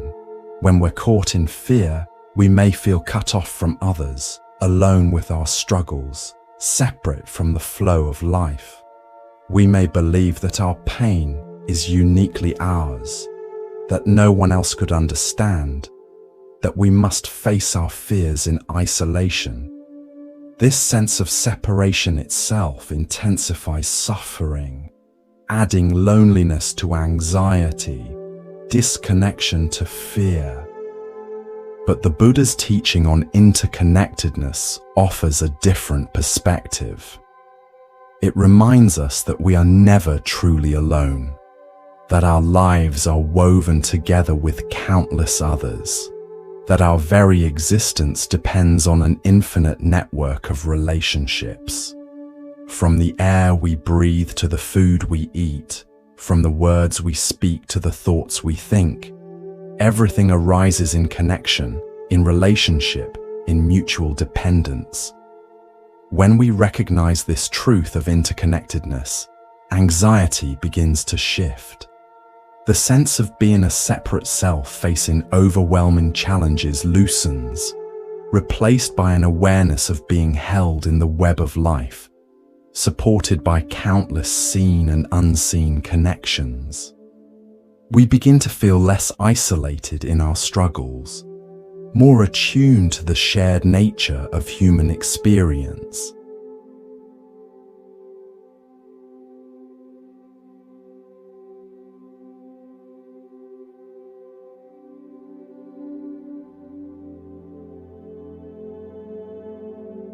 Thich Nhat Hanh, the Vietnamese Zen master who brought mindfulness practices to many in the West, coined the term interbeing to describe this profound interconnection. He would often use the example of a sheet of paper to illustrate the concept. If you are a poet, you will see clearly that there is a cloud floating in this sheet of paper. Without a cloud, there will be no rain. Without rain, the trees cannot grow, and without trees, we cannot make paper. He would continue tracing these connections: the logger who cut the tree, the wheat that became bread to feed the logger, the sun that nurtured the wheat, and so on in an endless web of relationships. Nothing exists by itself. Everything inter-is. This recognition can be deeply comforting when anxiety arises. Instead of facing fear as an isolated individual, we can remember our place in the larger whole, our connection to all life. We can draw strength from these connections, finding support not just in human relationships, but in our fundamental belonging to the earth, to the elements, to the vast flow of life itself. Let me share a story that illustrates this teaching. There was a man named Robert, 70 years old, who lived alone in a small apartment after his wife's death. His adult children lived in distant cities, and though they called regularly, he spent most of his days in solitude. Gradually, a pervasive anxiety began to color his experience. Not acute panic, but a constant low-level dread, a sense of vulnerability and isolation that made even simple tasks feel overwhelming. One spring morning, unable to bear the confines of his apartment any longer, Robert went to a nearby park. He sat on a bench, watching people pass, families with children, joggers, dog walkers, other elderly people enjoying the sunshine. As he sat there, something began to shift in his awareness. He noticed the way the trees moved in the wind, the same wind that touched his skin. He watched birds gathering twigs for nests, squirrels darting among the roots. He observed how people nodded to each other as they passed, small acknowledgements of shared space. A leaf fell from a tree above and landed on his shoe. Robert picked it up, examining its intricate pattern of veins, its connection to the branch now severed but still evident in its form. Something about this leaf, its journey from seed to tree to ground, its participation in the cycles of growth and decay, spoke to him of a belonging deeper than his momentary isolation. The next day, Robert returned to the park, and the day after that. He began bringing breadcrumbs for the birds, exchanging greetings with the regular morning walkers. He noticed how his mood lightened with these small connections. The anxiety didn't disappear entirely, but it no longer dominated his experience. It became just one strand in a richer tapestry of awareness, an awareness increasingly attuned to his place in the interconnected web of life. This shift in perspective, from isolated individual to participant in a vast web of relationships, is at the heart of the Buddhist teaching on interconnectedness. It doesn't deny the reality of our personal experience, including anxiety when it arises, but it places that experience in a larger context, reminding us that we are never truly alone, never completely separate from the flow of life. Try this simple practice. The next time anxiety arises, take a moment to become aware of the many connections that support your existence in this very moment. Feel the ground beneath you, supporting your weight. Notice the air moving in and out of your lungs, connecting you to all breathing beings. Be aware of the temperature of the room, the sounds around you, the light that allows you to see. Recognize that even in a moment of fear, you are held in a vast network of relationships, both seen and unseen. Then, if you wish, extend this awareness to include human connection. Think of someone who cares about you, a friend, a family member, a teacher, a helper. Imagine their presence with you, their wish for your well-being. Remember that across the world, countless others are also experiencing anxiety in this moment. You are not alone in your struggle. Feel your connection to this shared human experience. As this awareness of interconnection deepens, you may notice the anxiety itself beginning to shift. Not necessarily disappearing, but perhaps softening, becoming less solid, less all-encompassing. The tight knot of fear begins to loosen as you remember your place in the larger whole, your belonging to the vast family of life.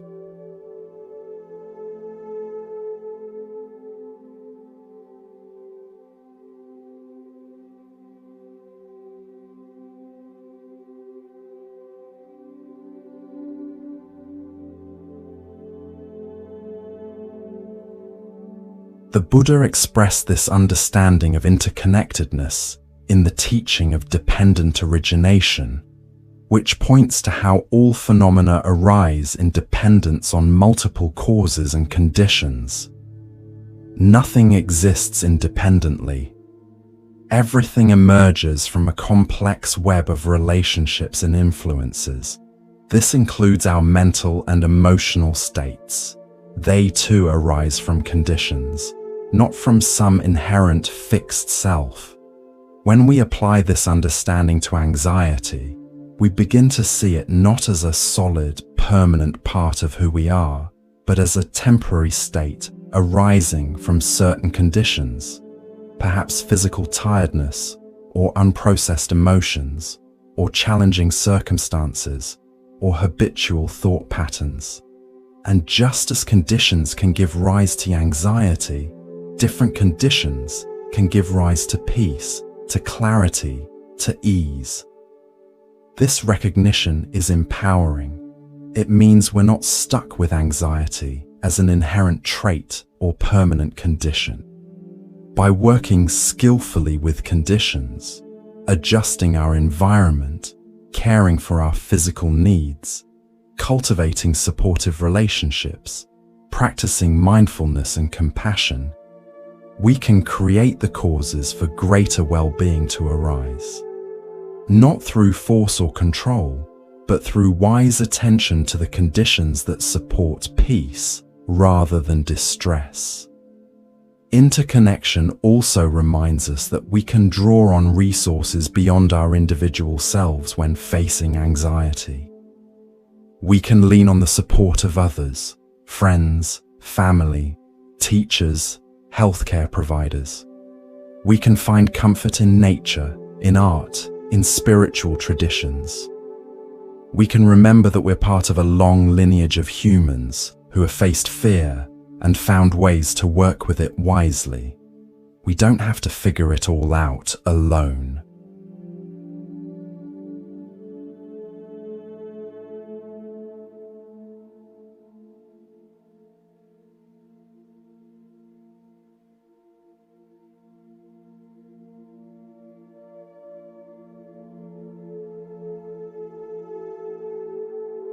Another powerful Buddhist teaching that can transform our relationship with anxiety is the cultivation of the 4 Brahma Viharas, or divine abodes, qualities of heart that create a sense of spaciousness and freedom. These are loving kindness, metta, compassion, karuna, appreciative joy, mudita, and equanimity, upekkha. These heart qualities act as natural antidotes to the constriction of anxiety. Where anxiety tightens, these qualities open. Where fear separates, these qualities connect. Where worry creates turbulence, these qualities bring balance. By intentionally cultivating these states, we create inner conditions less hospitable to anxiety and more supportive of peace. Let's explore these 4 heart qualities more deeply, with specific practices for each that you can incorporate into your daily life to work with anxiety.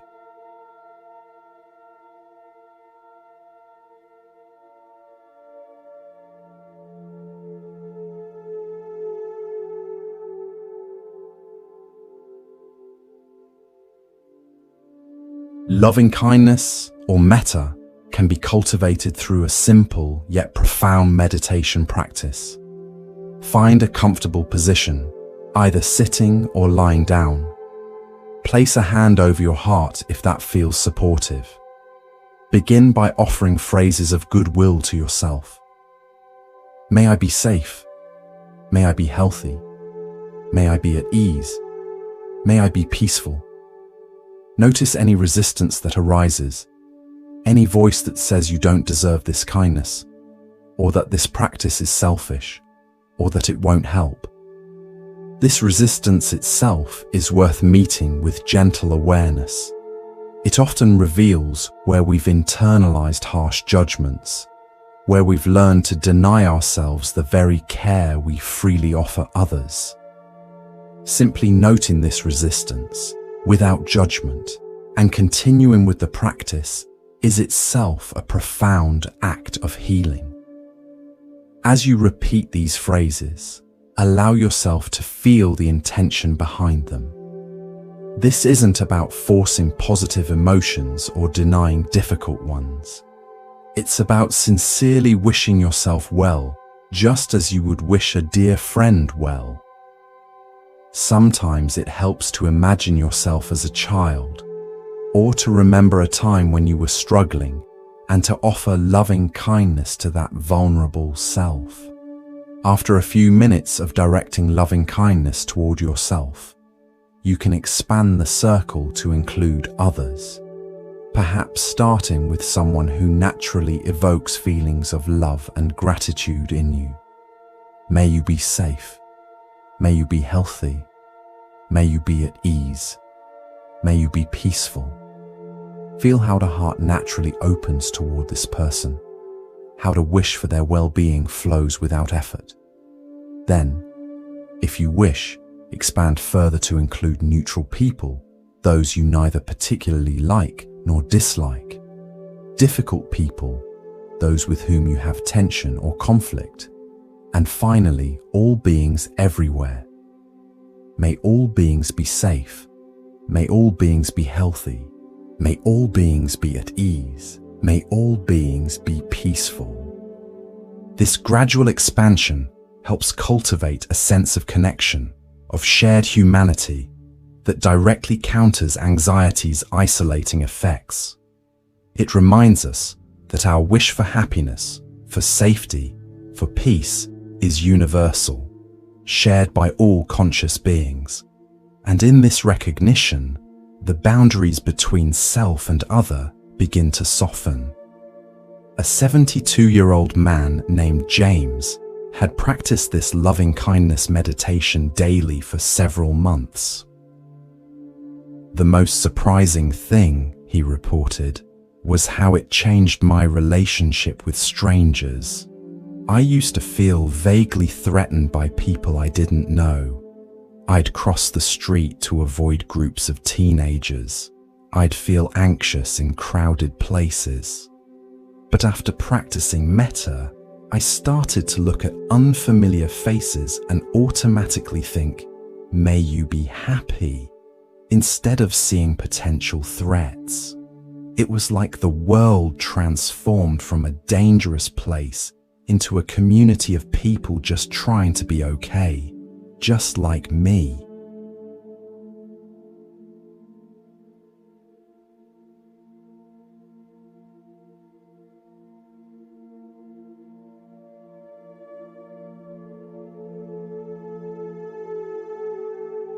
Compassion, or karuna, builds on the foundation of loving-kindness but responds specifically to suffering, our own and others.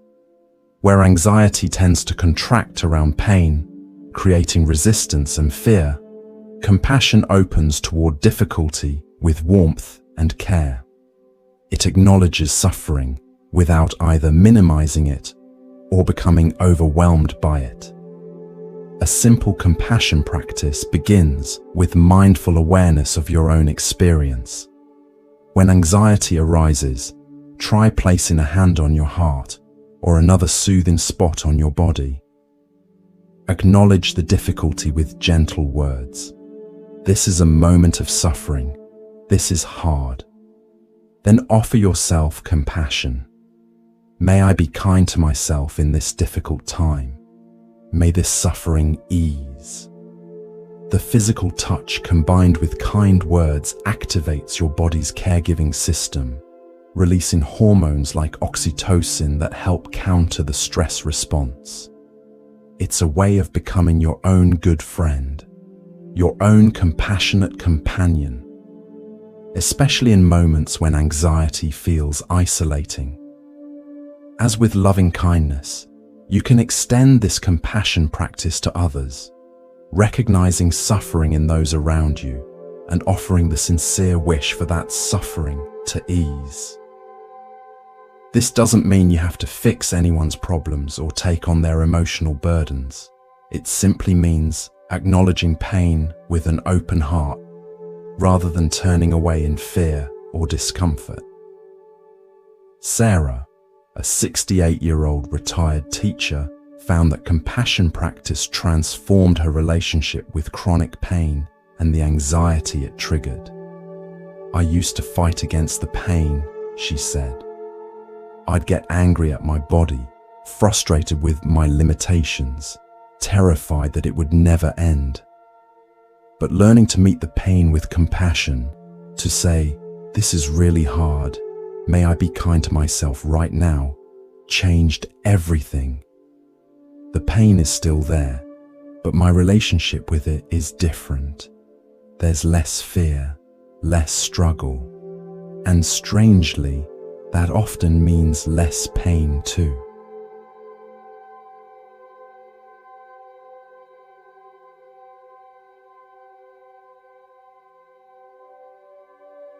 Appreciative joy, or mudita, is sometimes translated as sympathetic joy or empathetic joy, the capacity to take genuine delight in good fortune, happiness, and beauty, whether in your own experience or others. This quality directly counters anxiety's tendency to focus on what's wrong, what's lacking, what's threatening. It rebalances our attention, ensuring that we notice and appreciate what's well in our lives, not just what's challenging. To cultivate appreciative joy, try this simple practice. Each night before sleep, recall 3 moments from the day that brought even small happiness or satisfaction. Perhaps the taste of a good meal, a kind interaction with a stranger, a moment of beauty in nature, the accomplishment of a task, or the simple pleasure of a hot shower. Let yourself savor these moments, feeling the positive emotion associated with them. This isn't about forcing positivity or denying difficulties. It's about making sure your attention includes the whole of your experience, not just the anxious parts. You can extend this practice to include joy at others' happiness as well. When you witness someone else's good fortune, success, or pleasure, whether a friend, family member, or stranger, consciously cultivate gladness for them. How wonderful that they're experiencing this happiness. May it continue and grow. This practice helps counter tendencies toward envy or comparison that can fuel anxiety and isolation. Michael, a 75-year-old man who had struggled with anxiety for decades, found that practicing appreciative joy gradually shifted his default attention. I used to immediately notice what was wrong in any situation, he said. The one cloud in an otherwise blue sky. The one thing that didn't go according to plan in an otherwise good day. My mind was like a negativity magnet. Learning to intentionally notice and appreciate good things, even tiny things like the warmth of sunlight on my face or the sound of birds in the morning, started to rewire that habit. Now I still notice problems, but I also naturally notice beauty, kindness, things to be grateful for, and that broader perspective makes anxiety less overwhelming.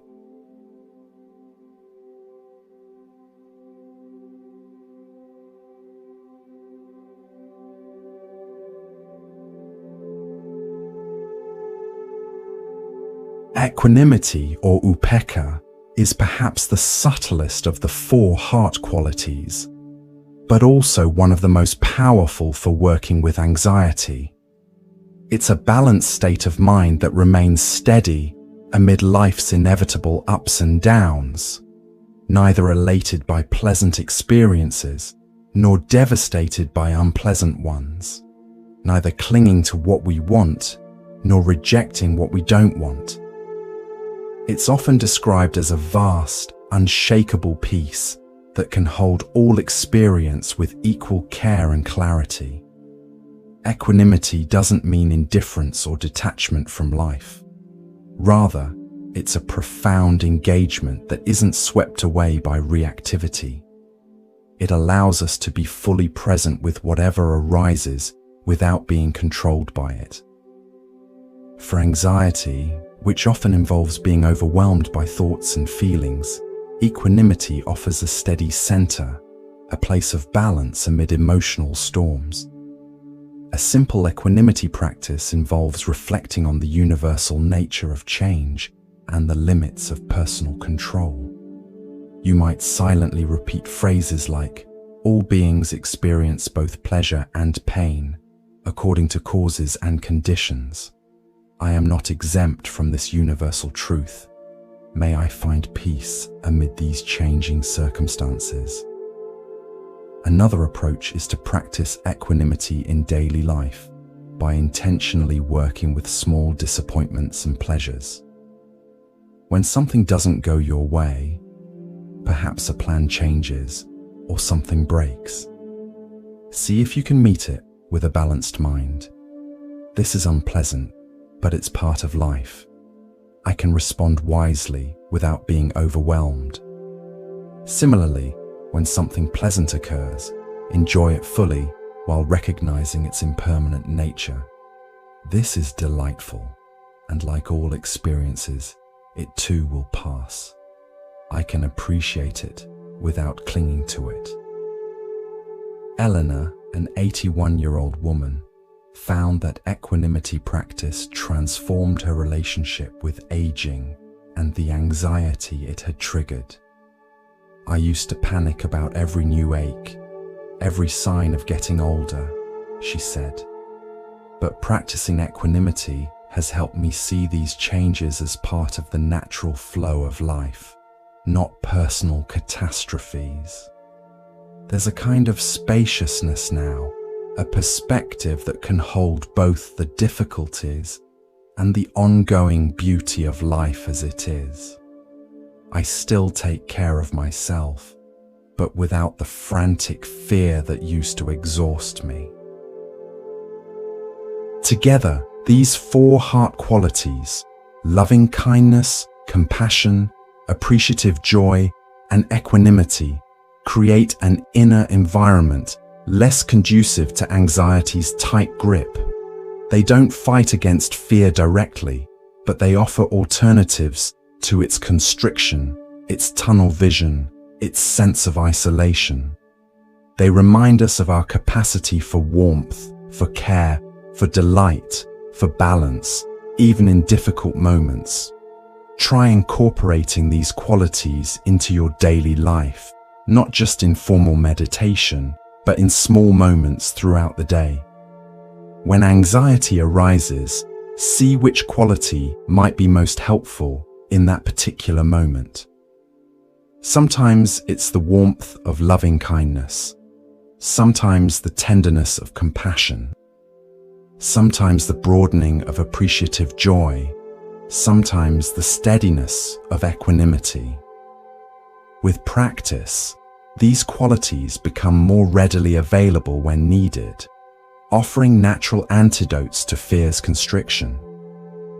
The Buddha taught that these 4 heart qualities are not just practices, but our true nature, the mind's natural state when not clouded by confusion or reactivity.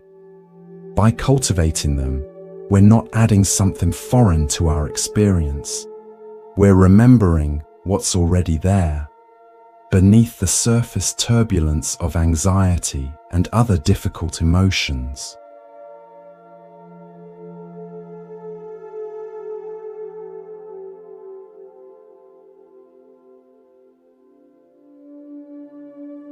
Now let's turn to one more powerful Buddhist teaching that can help transform anxiety: the practice of taking refuge. In Buddhist tradition, practitioners take refuge in 3 sources of support and guidance: the Buddha, representing awakened awareness; the Dharma, the teachings and truth; and the Sangha, the community of practitioners. This act of taking refuge isn't about blind faith or dependency. It's about connecting with sources of wisdom and support beyond our individual, limited perspective. When anxiety arises, it often creates a sense of being adrift, unmoored, without solid ground. Taking refuge reminds us that we're not alone in our struggles, that we can lean on wisdom greater than our momentary fears, that we're part of a long tradition of humans who have faced similar challenges and found paths through them. But what does it mean to take refuge in the context of anxiety? It doesn't mean these sources of support will magically make anxiety disappear. Rather, they offer perspective, guidance, and companionship as we learn to work with fear more wisely.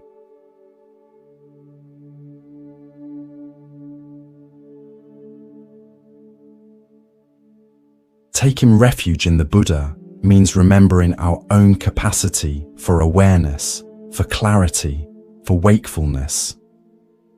Even in moments of intense anxiety, there's a part of us that's able to witness the experience without being completely overwhelmed by it. This witnessing awareness, this clarity that knows anxiety is present without being identical to the anxiety, is what Buddhist tradition points to as our Buddha nature, our inherent capacity for awakened presence. When caught in fear, we can take refuge in this awareness, remembering that we are more than our momentary emotional state. We can rest in the space that knows anxiety rather than being wholly identified with the anxiety itself. This shift in perspective from "I am anxious" to "I am aware of anxiety" creates crucial breathing room, a sense of having ground under our feet, even in turbulent emotional weather.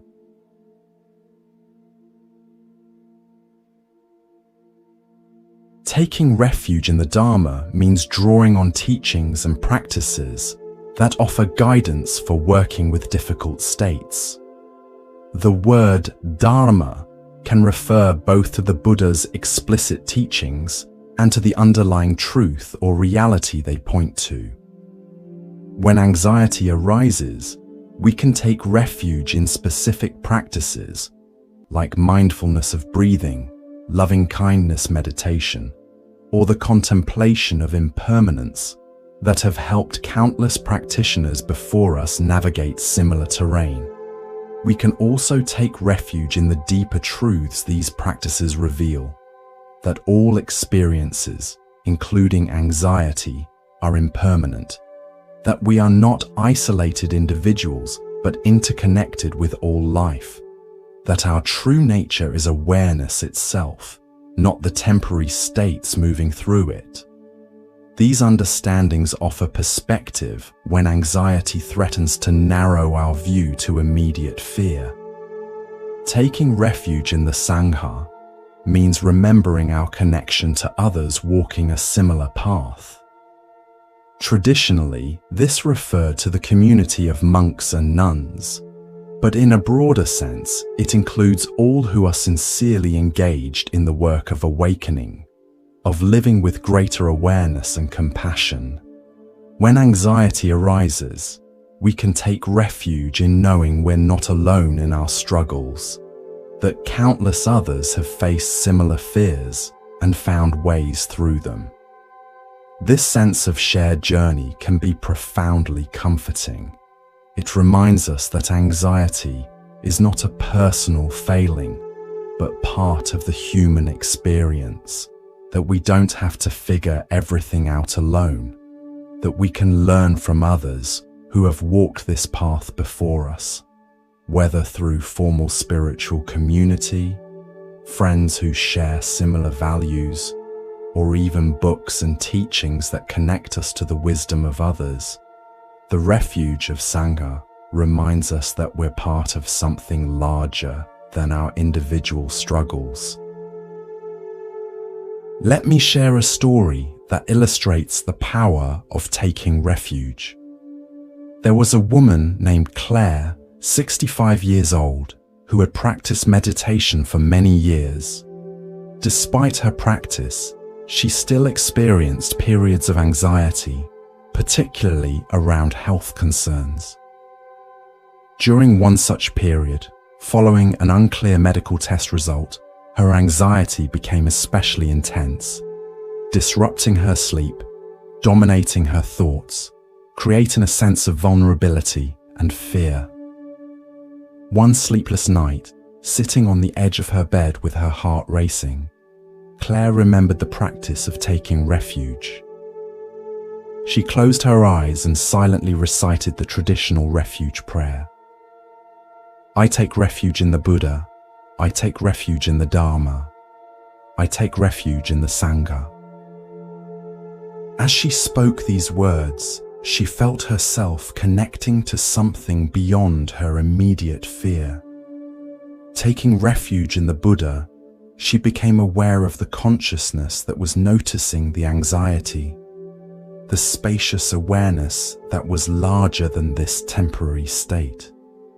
Taking refuge in the Dharma, she remembered the teaching of impermanence, that this difficult moment, like all moments, would pass, and the teaching of compassion, that she could hold her fear with kindness rather than resistance. Taking refuge in the Sangha, she thought of her meditation group, of the teacher who had guided her practice, of countless others throughout time who had faced fear and found their way through it. The anxiety didn't disappear, but Claire felt less alone with it, less defined by it. She sensed herself as part of something larger, a lineage of practice, a community of seekers, a flow of life that contained but wasn't limited to this moment of fear. From this broader perspective, the anxiety became more manageable, less overwhelming. She was able to return to bed and, eventually, to sleep. The next day, Claire called her meditation teacher to share her experience. What I realized, she said, is that taking refuge isn't about escaping difficulty.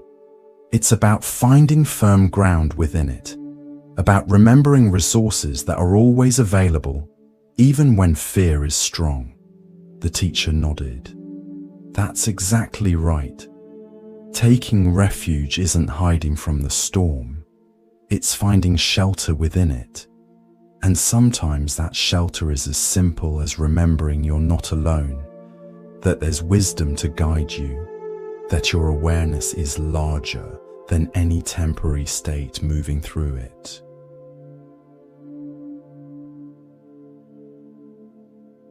You can practice taking refuge in your own way, adapting it to what feels meaningful and supportive for you.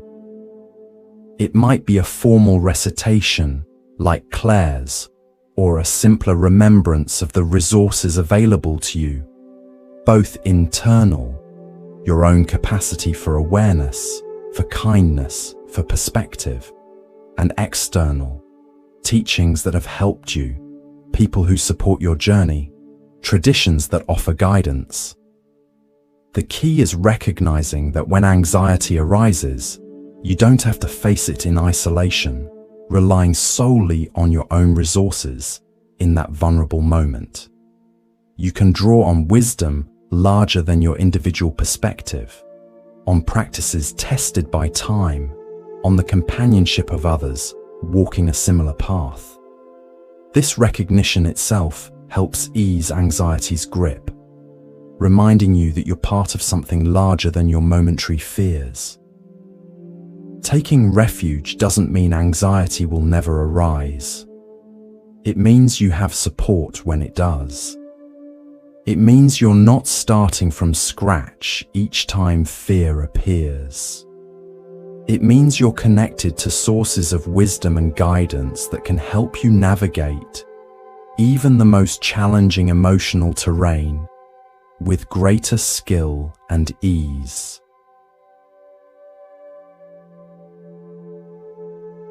In the gentle silence that follows taking refuge, allow yourself to rest in the simplicity of this moment. Feel your body supported, your breath flowing naturally, your awareness like the sky holding all experience with spaciousness and care. This awareness is always available to you, a refuge in itself, clear, open, untroubled by the temporary weather of thoughts and emotions. As we come to the end of this exploration of Buddhist teachings for anxiety, remember that these practices are not about achieving some perfect state of calm. They're about meeting life as it is, with all its complexity and challenge, with greater wisdom and compassion. They're about finding freedom not from difficult emotions, but within them, discovering that peace is possible even when anxiety is present. The path is not linear. There will be times when these practices flow easily, when awareness feels spacious and clear. There will be other times when anxiety feels overwhelming, when it's hard to remember these teachings in the heat of fear. This too is part of the path. The Buddha never promised that practice would be smooth or that progress would be steady. He simply offered tools for meeting whatever arises with greater skill and care. What matters is not perfection, but intention, the sincere wish to understand your own mind, to ease suffering, to live with greater awareness and compassion. Each time you remember to breathe with anxiety rather than fighting it, each time you offer yourself kindness in a difficult moment, each time you recognize a thought as just a thought, these are victories. These are moments of awakening.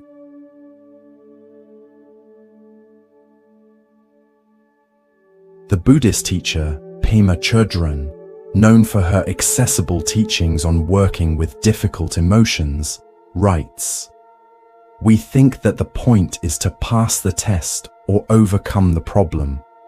But the truth is that things don't really get solved. They come together and they fall apart. Then they come together again and fall apart again.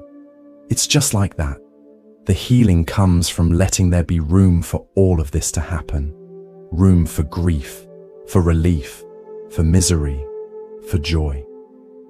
This perspective invites us to make peace with the natural cycles of experience. the coming and going of all states, including anxiety. Rather than seeing anxiety as a problem to be permanently eliminated, we can learn to create space for it when it arises, to hold it with wisdom and care, to let it be part of the ever-changing weather of our human experience.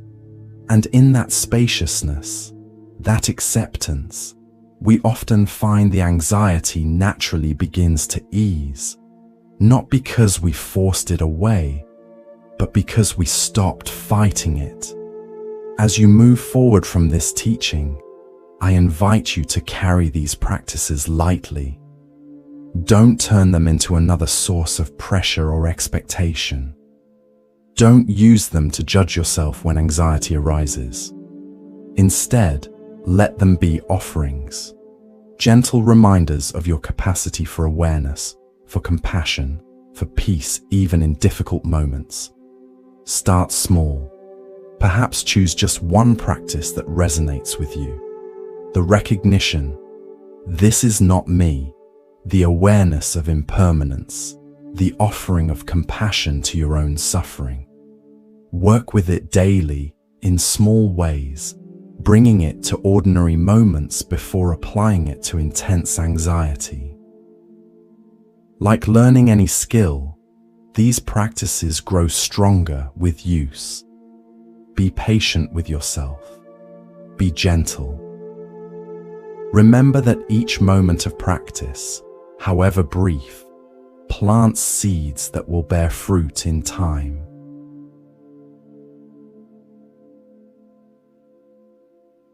And remember that you're not alone on this path. From the Buddha's time to the present day, countless practitioners have worked with anxiety, with fear, with all the challenges of being human. Their footsteps are visible on the path ahead of you, their wisdom available to guide you, their companionship a reminder that while your experience is unique, the basic human struggles are shared. You are part of a vast, invisible community of seekers, those who have gone before, those who practice alongside you now, those who will come after. In this connection, there is strength. In this belonging, there is comfort. If you've stayed with me through this exploration, I want to acknowledge the attention, the care, the sincerity you've brought to this journey. The very fact that you're listening, that you're open to these teachings, that you're willing to look at anxiety with curiosity rather than just trying to escape it.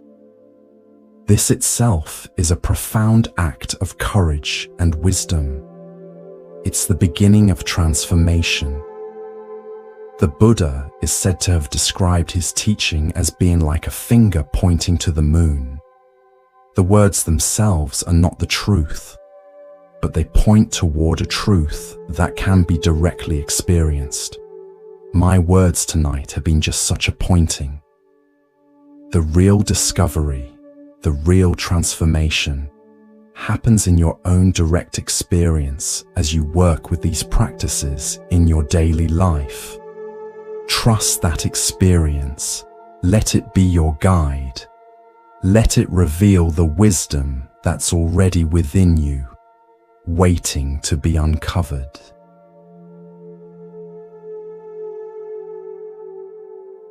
Now, as we prepare to transition into even deeper rest, I invite you to simply breathe.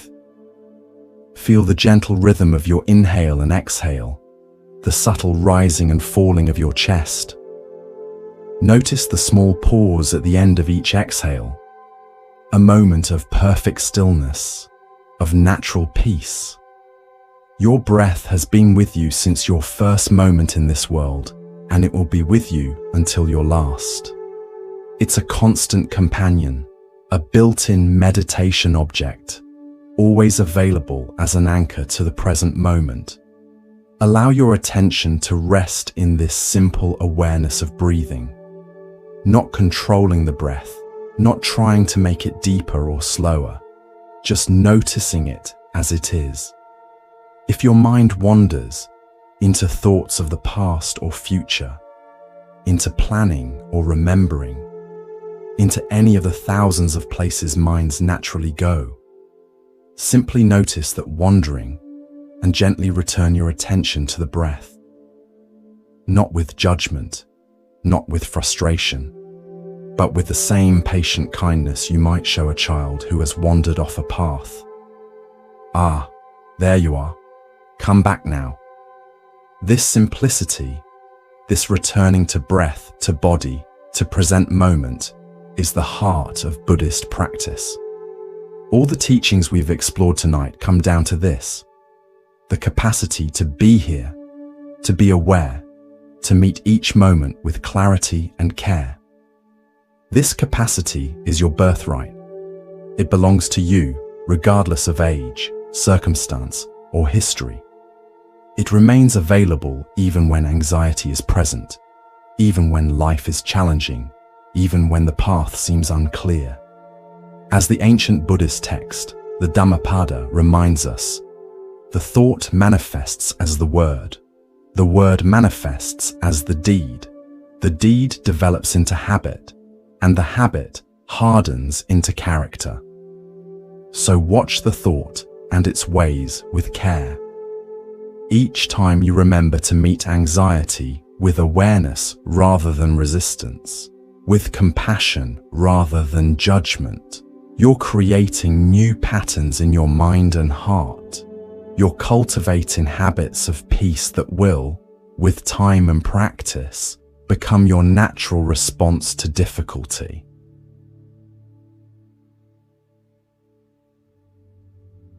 Now, as we come to the end of this teaching, I invite you to rest even more deeply. Let your body become heavy and comfortable. Let your breath find its own natural rhythm. Let your mind settle, like a jar of water that, left undisturbed, gradually becomes clear as the sediment sinks to the bottom.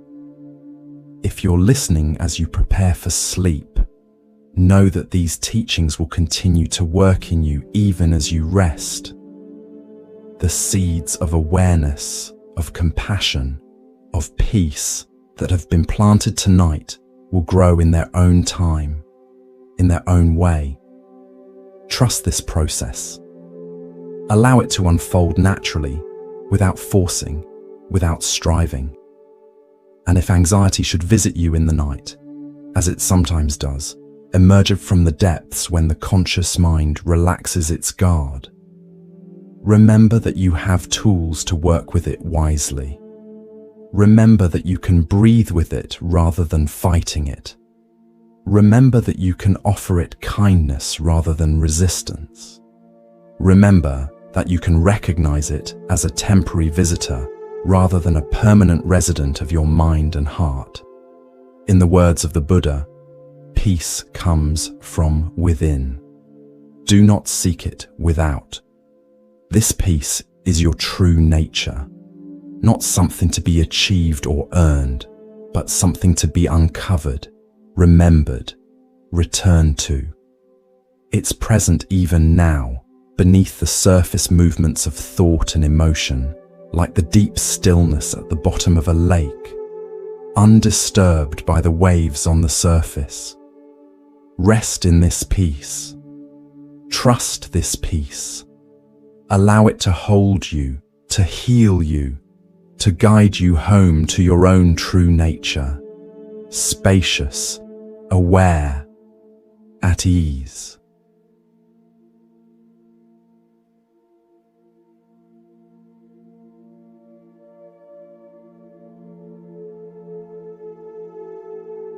Rest in this knowing. Rest in this peace. Rest in the natural clarity that has been with you all along, behind the veil of thoughts and emotions, beneath the surface turbulence of daily life. This clarity is your birthright, your true home, the ground of your being. As you continue to rest, the boundaries between wakefulness and sleep may begin to blur.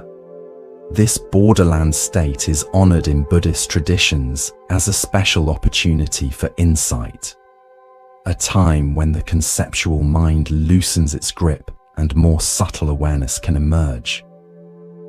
Allow yourself to drift in this in-between space, neither grasping at wakefulness nor pursuing sleep, simply present with whatever arises.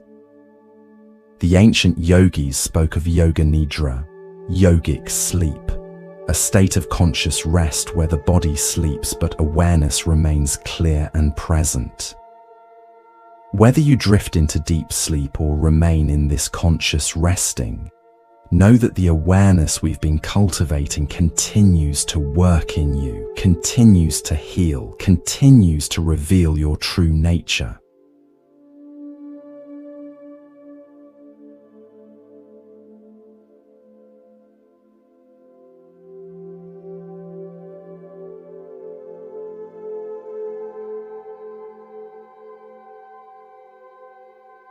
Every breath you take is a reminder of the constant flow of life through you, the giving and receiving that connects you to all living beings, to the earth itself. Every inhale receives life-giving oxygen. Every exhale releases what is no longer needed. This rhythm has sustained you from your first moment and will continue until your last. It requires no effort, no management, no control. Only your grateful participation in the miracle of being alive. Feel how this breath moves, not just in your lungs, but throughout your entire body, refreshing cells, energizing tissues, supporting life at the most fundamental level. This breath is both utterly ordinary and completely miraculous. A constant reminder of your place in the web of life, your participation in the vast exchange that sustains all beings. As you rest in this awareness of breath, allow any remaining tension in your body to soften and release. Perhaps scan your body slowly from head to toe, offering gentle attention to each area, inviting relaxation wherever you find holding or tightness. The body knows how to release, how to heal, how to return to its natural state of ease if we simply give it permission, if we simply get out of its way. Notice the weight of your body being fully supported by whatever surface you're resting on. Feel the points of contact, the back of your head, your shoulders, your hips, your legs, and allow your weight to surrender completely to this support. There's nothing to hold up, nothing to manage, nothing to control. Your body can be completely at ease, completely at rest.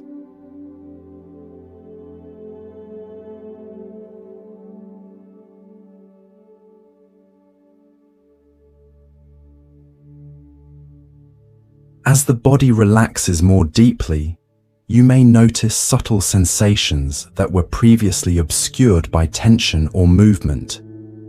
The gentle pulsing of blood in your fingertips, the slight expansion and contraction of your ribcage with each breath, the warmth or coolness of air on your skin.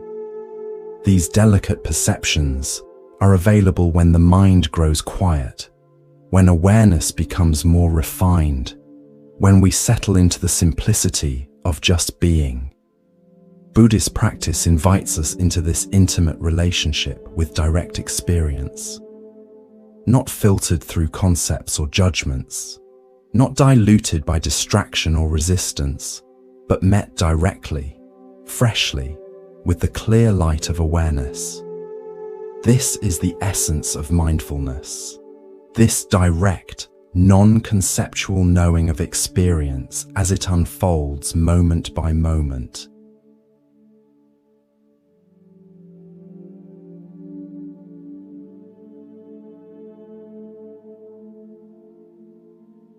Even as the body grows more still and the mind more quiet, this awareness remains clear, spacious, undimmed. Unlike other faculties that tire and need rest, awareness itself never grows weary, never needs refreshment. It is always present, always available, the constant background of all experience. We may lose touch with it when caught in the grip of strong emotions or racing thoughts, but it never leaves us. It is our true nature, our Buddha mind. Rest in this awareness. Let it hold your experience like a vast clear sky holds clouds and birds and the light of stars. Nothing to do, nothing to manage, nothing to improve. Just this moment, just as it is, complete and perfect in its suchness, its tathata, as the Buddha called it.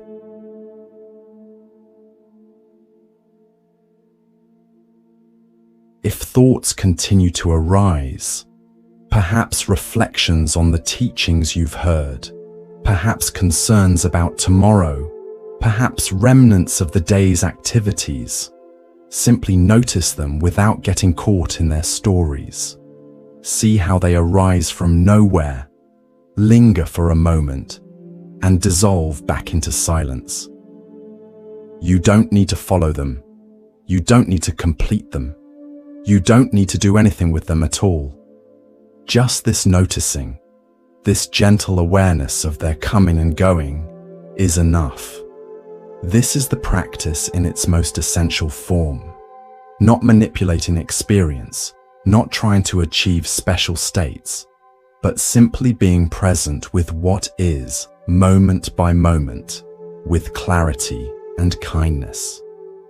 This practice doesn't require special conditions or formal settings. It can be carried into every aspect of life, into daily activities, into relationships, into challenges and joys alike. It becomes a way of being, not just a thing we do. As the Buddha taught, the past is already gone. The future is not yet here.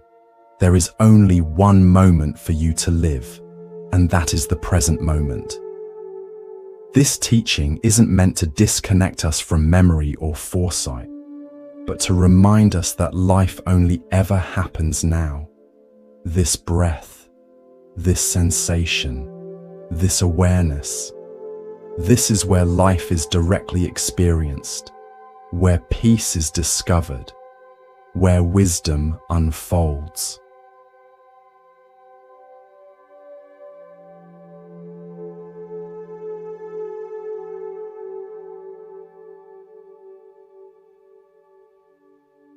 The great Tibetan master Padmasambhava taught, "The nature of mind is the unity of awareness and emptiness."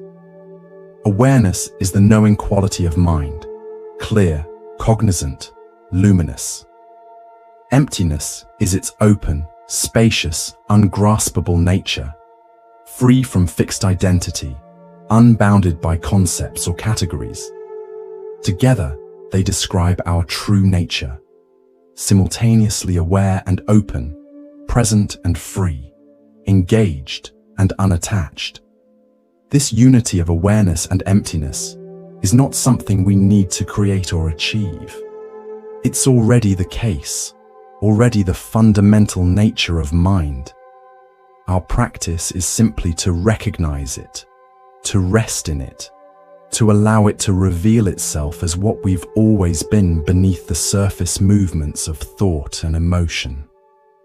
As you continue to rest in this natural awareness, you may notice subtle shifts in your experience, perhaps moments of unusual clarity, perhaps a sense of boundaries softening, perhaps glimpses of a peace deeper than the absence of disturbance.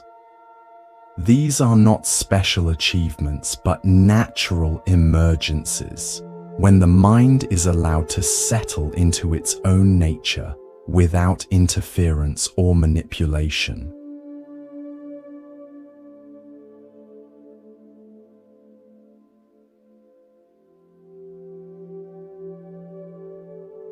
Throughout Buddhist traditions, sleep is recognized as an opportunity for practice, for insight, for healing.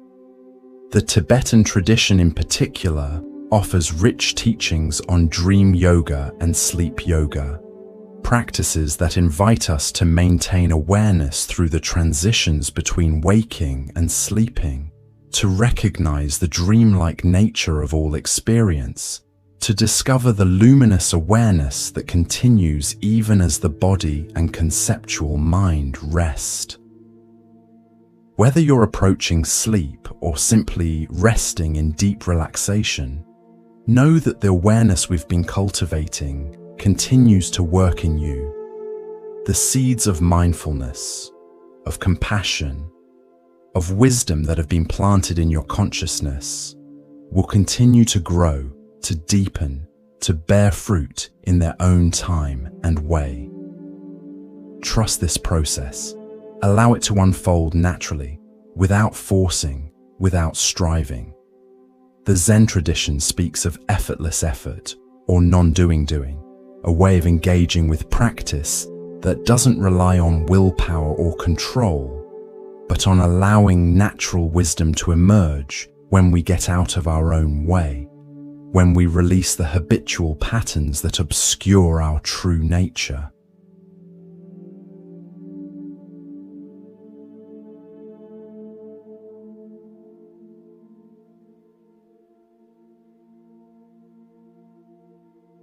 As we come to the end of this exploration of Buddhist teachings for working with anxiety, I want to acknowledge the attention, the openness, the sincerity you've brought to this journey. The very fact that you're listening, that you're willing to look at anxiety with curiosity rather than just trying to escape it, is itself a profound act of courage and wisdom. This willingness to be present with what is difficult, to learn from it rather than just react to it, is the beginning of real transformation. Remember that the path is not linear. There will be times when these practices flow easily, when awareness feels spacious and clear, when peace seems natural and accessible.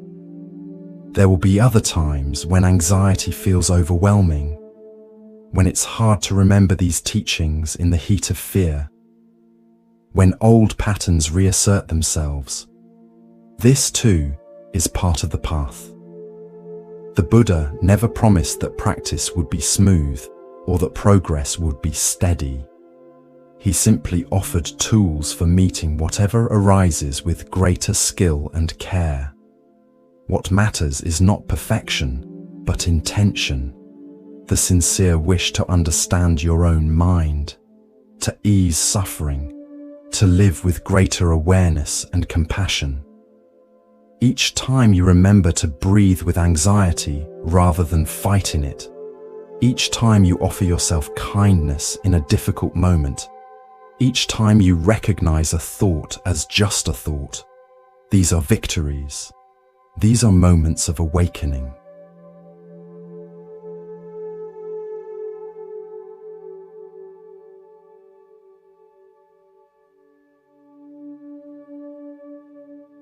As the Tibetan Buddhist teacher Mingyur Rinpoche, who himself has experienced panic attacks, writes, "Awareness is the basis, or what you might call the support, of the mind. It is steady and unchanging, like the pole to which the flag of ordinary consciousness is attached. When we recognize and become grounded in awareness of awareness, the wind of emotion may still blow. But instead of being carried away by the wind, we turn our attention inward, watching the shifts and changes with the intention of becoming familiar with that aspect of consciousness that recognizes, oh, this is what I'm feeling, this is what I'm thinking. As we do so, a bit of space opens up within us. With practice, that space, which is the mind's natural clarity, begins to expand and settle. This space, this clarity, is always available to you in moments of ease and in moments of anxiety, in the middle of the night and in the full light of day. in solitude, and in relationship. It is your true nature, your Buddha mind, your birthright as a conscious being. No matter how strong the anxiety, no matter how convincing the fear, this clear, open awareness remains, ready to be recognized, ready to be remembered, ready to hold your experience with wisdom and care.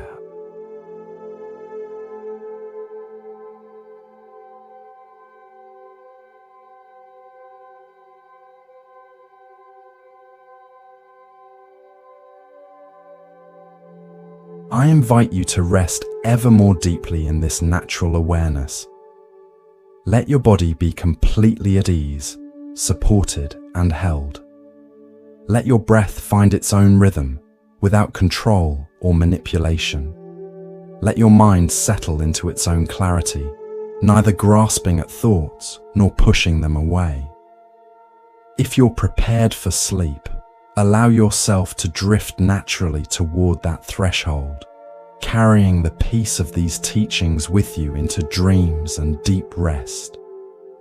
If you're continuing in wakeful relaxation, simply be with what is, moment by moment, with gentle attention and an open heart.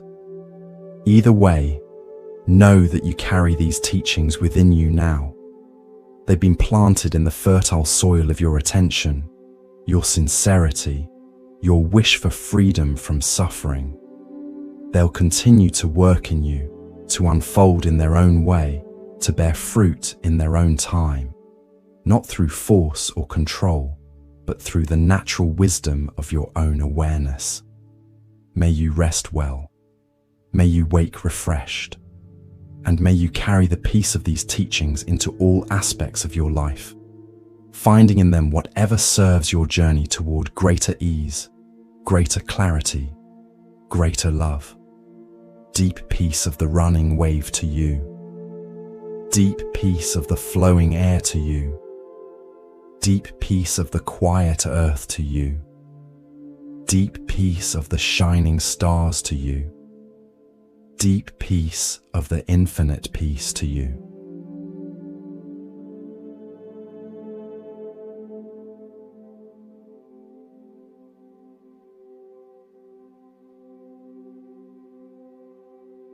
As you drift towards sleep or continue in restful wakefulness, I leave you with these traditional Buddhist blessings. These wishes for well-being that have been offered from heart to heart for thousands of years. May you be safe from inner and outer harm. May you be healthy in body and mind. May you be at ease with life as it is. May you know the natural peace of your own true nature. And may the benefit of this teaching extend beyond you, rippling outward to touch all beings, all lives, all moments. May all beings be safe from inner and outer harm. May all beings be healthy in body and mind. May all beings be at ease with life as it is. May all beings know the natural peace of their own true nature. Thank you for walking this path with me tonight. Thank you for your attention, your openness, your willingness to explore these ancient teachings with a contemporary mind and heart. The wisdom they contain is not confined to any one tradition or time. It belongs to all who sincerely seek freedom from suffering, all who wish to live with greater awareness and compassion. May you rest well, may you wake refreshed, and may you carry these teachings forward in your own unique way, finding in them whatever serves your journey toward greater peace, greater wisdom, greater love. Good night and deep peace to you.